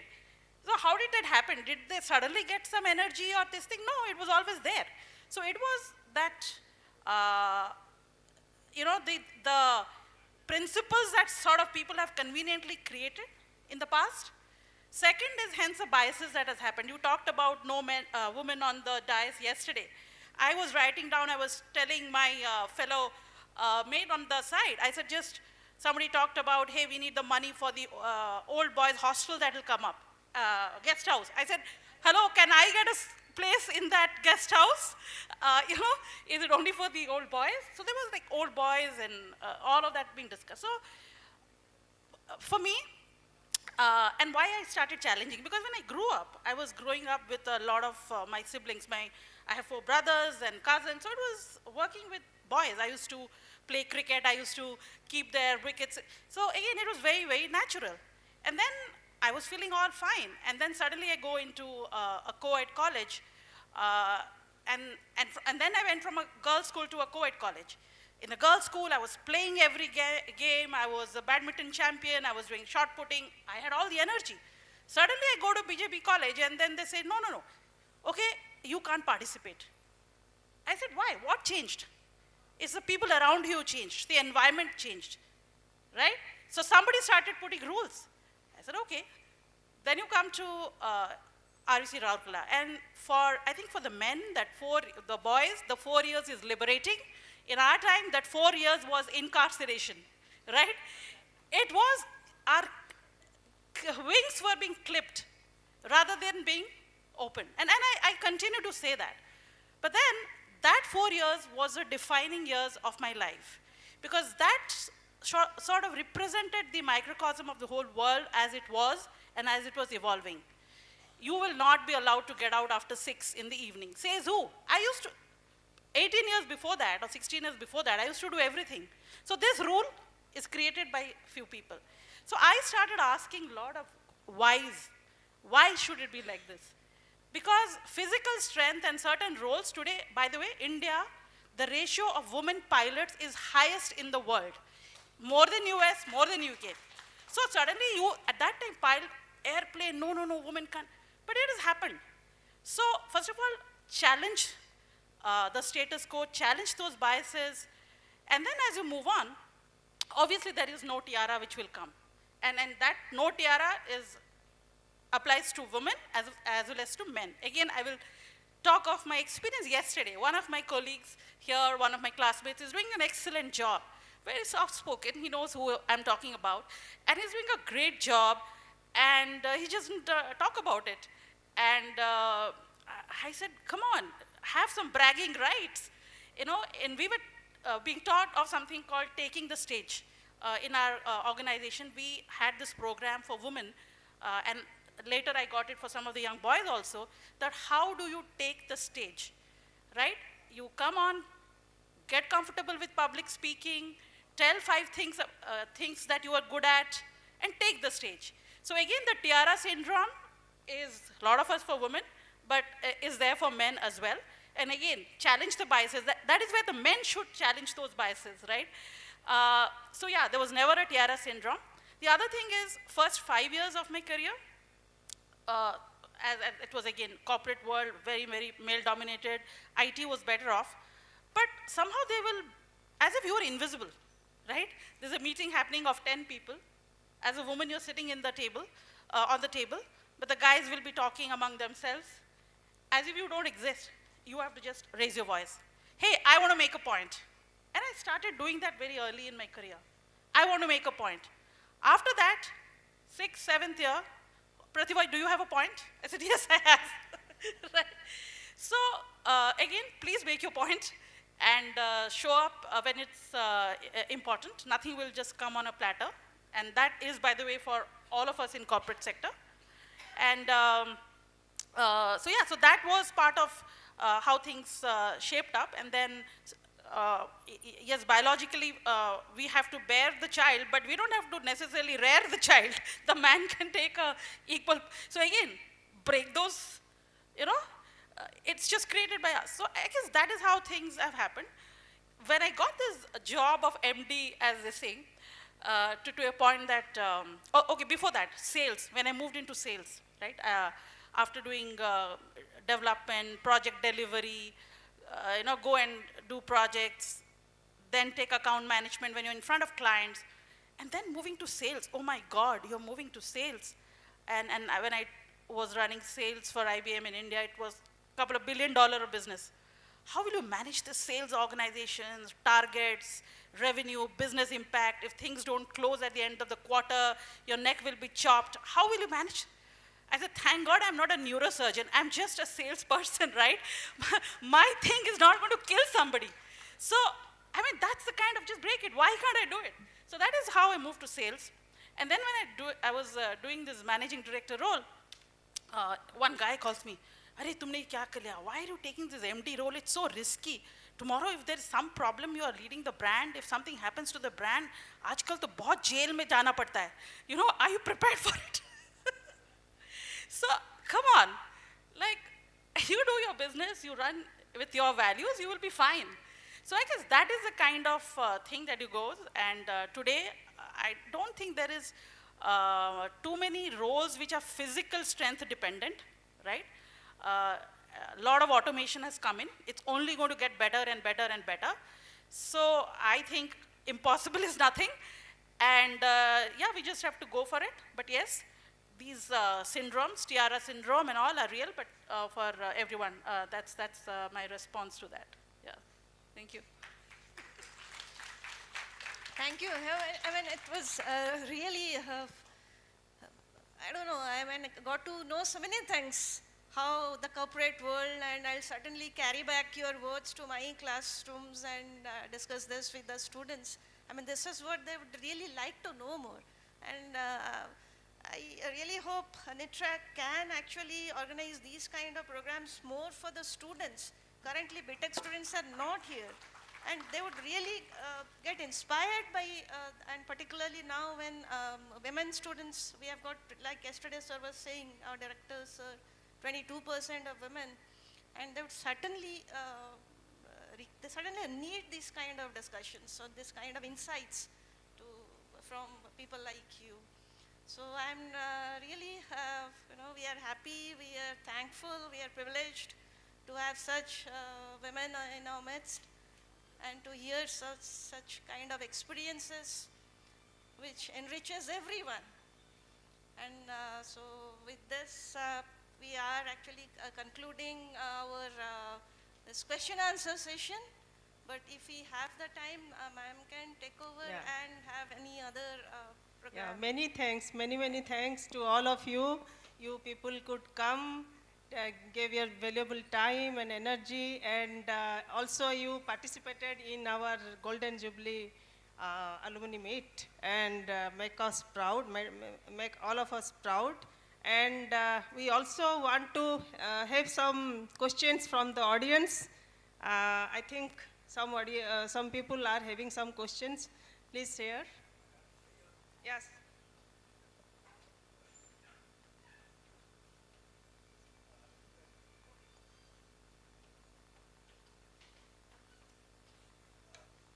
Madam, it's not a question, rather I want to share. I don't agree women need equality. Women are more than equal. Because when you ask for knowledge, we worship Saraswati Ma. When you want wealth, we wanted Goddess Lakshmi. When you want strength, Pratibha rightly said, Goddess Durga is there. So whenever we talk of women, they don't need equality, rather I believe it is equity which matters. Women equity.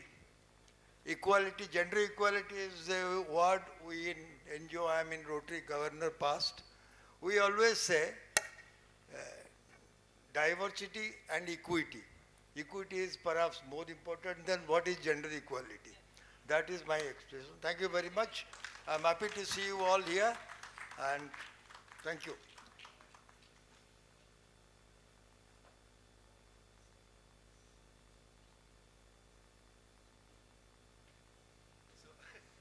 I'm really very happy to, I feel proud for my sisters. See, I'm a devotee of Sri Aurobindo.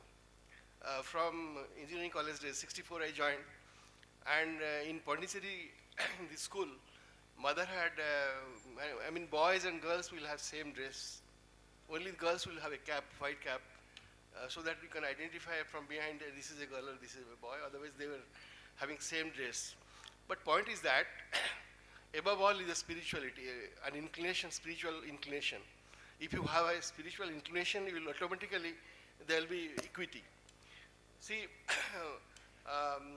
people do not understand what is spiritual. They think something strange. Spirituality should be taught in colleges, schools, everywhere. Then this problem will not happen. See, for my personal, I am telling you, I am adopted by my maternal uncles. So they had a dream that I should have a son. So I got married to a lady, she was 18 years, whose horoscope says that first I will be a son. So it happened. So I thought my duty is over. So I always, because I am a devotee of Sri Aurobindo, I had a feeling for higher. See, I also started my career in Bengal, where women are very much respected. See, my seniors, there is no senior, junior. Elders are brothers, Dada. So Devesda made pranam to my wife. I told Dada, what are you doing? She says, I am 7 years your junior. She said, no. India is a land where women have to be respected most. So for my second child, by God's grace, it was a girl. So I bought 2 saris, giving money in security, because 2 saris I could not have afforded silk sari. That time, though class 1 officer, salary was very low. So like that, I attended my daughter. My wife was a BA, she had just taken admission in BA, she was not educated. So I found that she is not interested in household course. So she became BA, MA, BA, LLB. She got first class in MA after marriage, all these things. Then my daughter actually I groomed. I did not impose anything. She could have got a seat in engineering because Biju Patnaik had made a quota. Whatever she wanted, I just facilitated. She's now she joined a very good job. She did management and what? Then she told me, Daddy, I have done a mistake. So management, marketing job, you have to be little diplomatic. I can't do that, I have to study. So she has gone to US. She is an associate professor. She would have become a professor. Because of this COVID, her lectures, her papers were asked to be rewritten because after COVID, the mindset of people have changed. So thank you very much. Again, our Chetan Bhagat couple, then Indra Nui, it's a fact. Whatever you may say, it is a fact. Indra Nui had written that my children felt harassed because during their annual functions, I could not join any time. And then Chetan Bhagat and his wife, both are IIM graduates. Then Chetan Bhagat had inclination to write. So Chetan Bhagat left the job.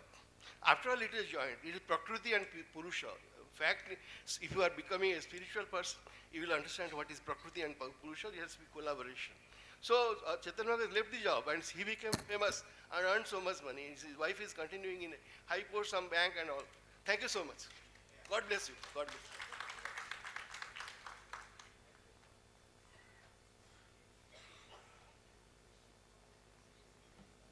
All my property are in my wife's name.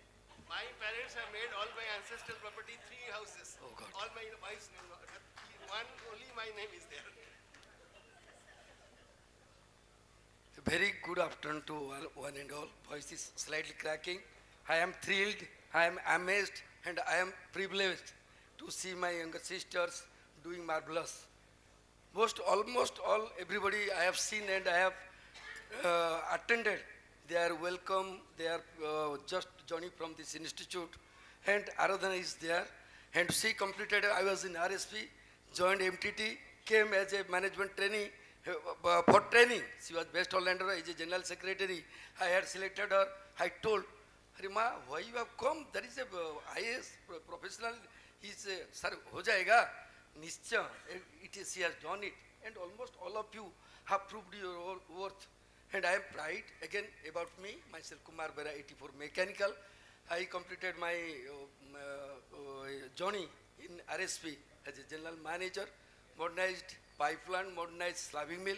And when I took over, being a Jajpuri, retired before 3 years, because jaldi chakri ho jayega.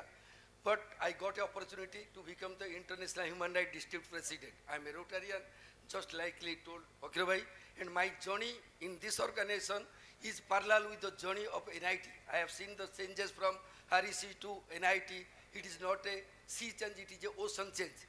Every moment I feel pride. I never talked about our institute. One thing I tell you, after working in Human Rights Council, I could know that is a power, women power, SSG. What is that? Self-help group. Self-help group, Mohila, they have done and brought a lot of miracle. When Aradhana told me, I was amazed. People told me, you can see my Facebook. Somewhere I am in the paddy, somewhere in the cottage. Really, there is a charm of developing them. Now, Bodhi Sahib, and I'm not a political statement, and practically they have proved it. 18,000 from Sundargarh district, 1,800 women, those who are illiterate, those who are housewife, they have become beautician, they have got directly prize from the Jana Sikya Santan from Bodhi Sahib. And our Rourkela team is going, and I am a district president, 17 blocks are under me. I have taken over all the dynamic ladies as a leader. They are doing marvelous. I am proud of Aradhana Madam. I am proud of all of you, because through them we can see a best tomorrow. Thank you for giving this opportunity. It is not self-gain, but it is my diamond jubilee. Thank you so much. Thank you so much.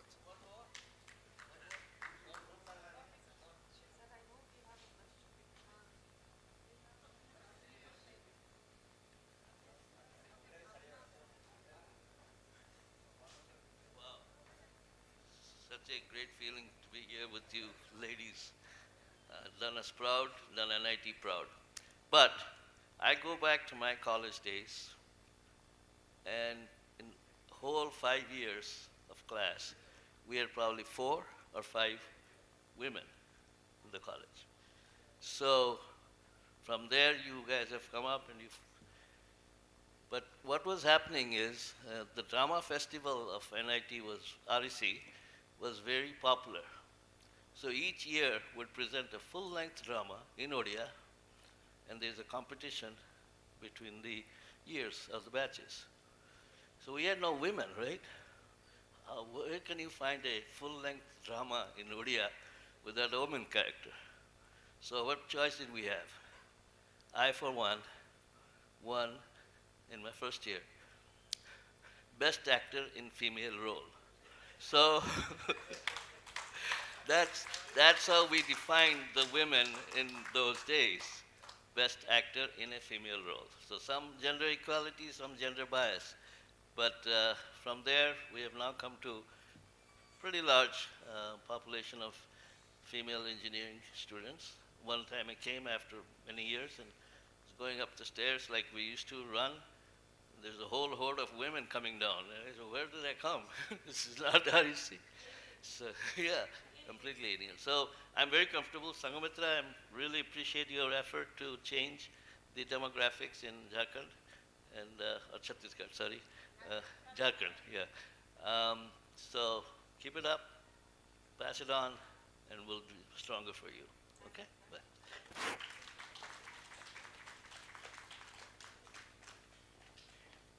Any more questions? Okay, let us find out.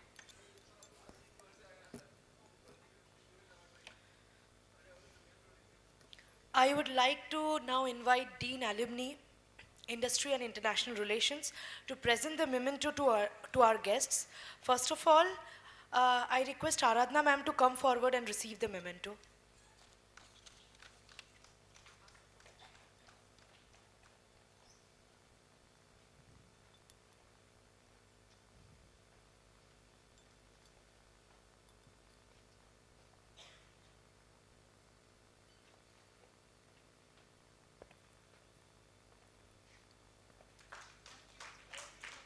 I now request Deepa ma'am to please come forward.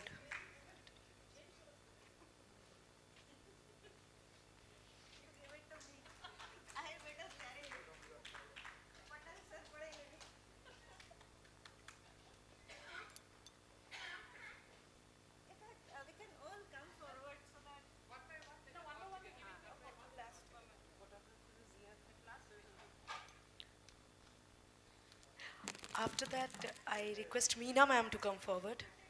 After Deepa ma'am's.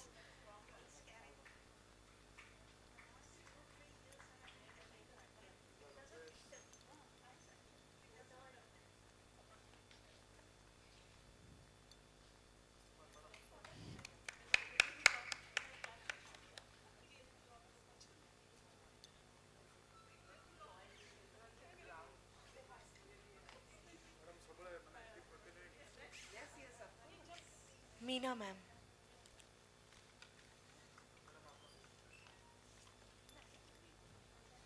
After Meena ma'am, Kamrakali ma'am, please come forward.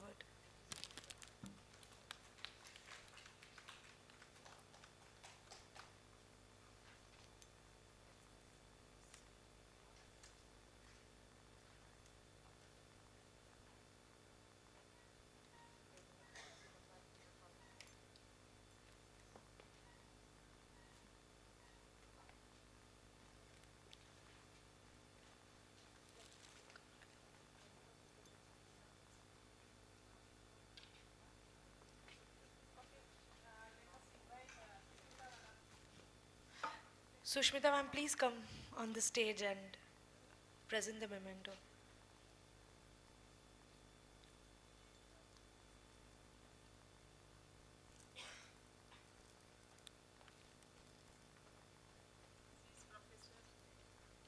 She is professor in electrical engineering department, and she was the dean faculty welfare. She has just completed deanship. Thank you so much for inviting. Then Amruta ma'am.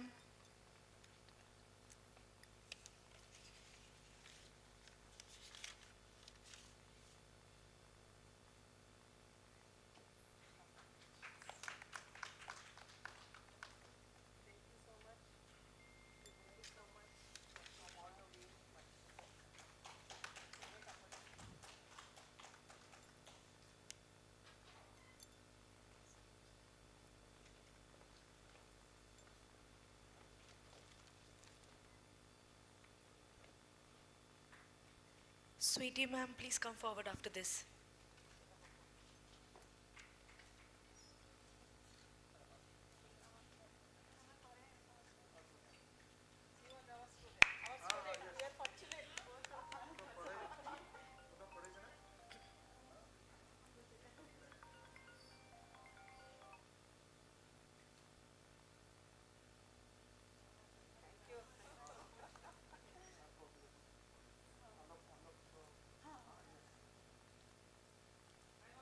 Sweetie ma'am.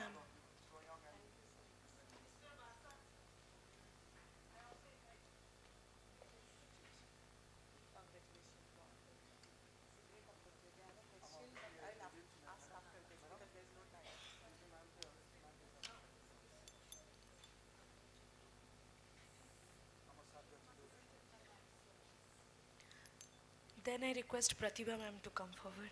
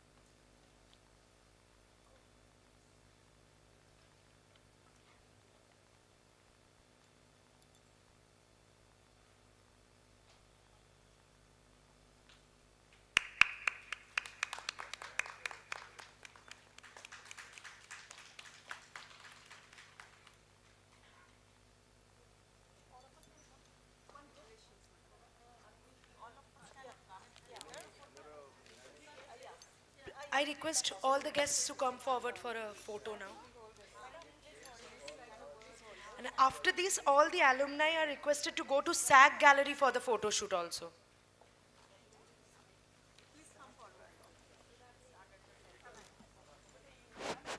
So as they're taking the picture, I just want to say that thanks to the friends and family who are sitting here, who till now, who always do, and they are the ones who make us who we are. So to my friends there, thank you.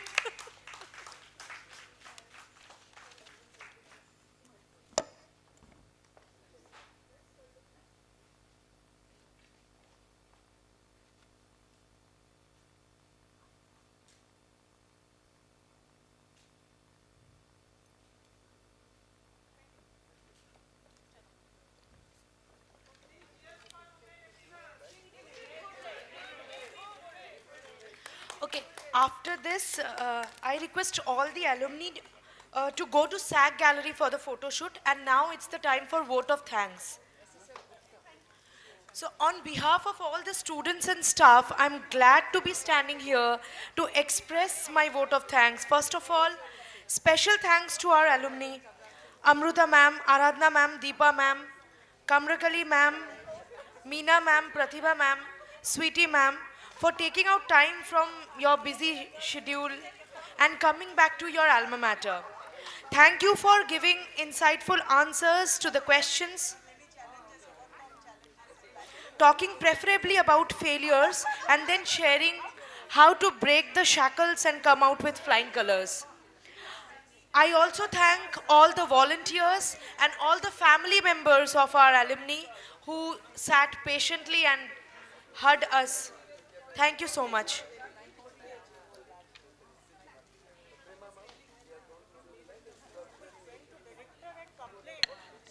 All the alumni are requested to go to SAG Gallery for photo shoot. I repeat, SAG Gallery for photo shoot.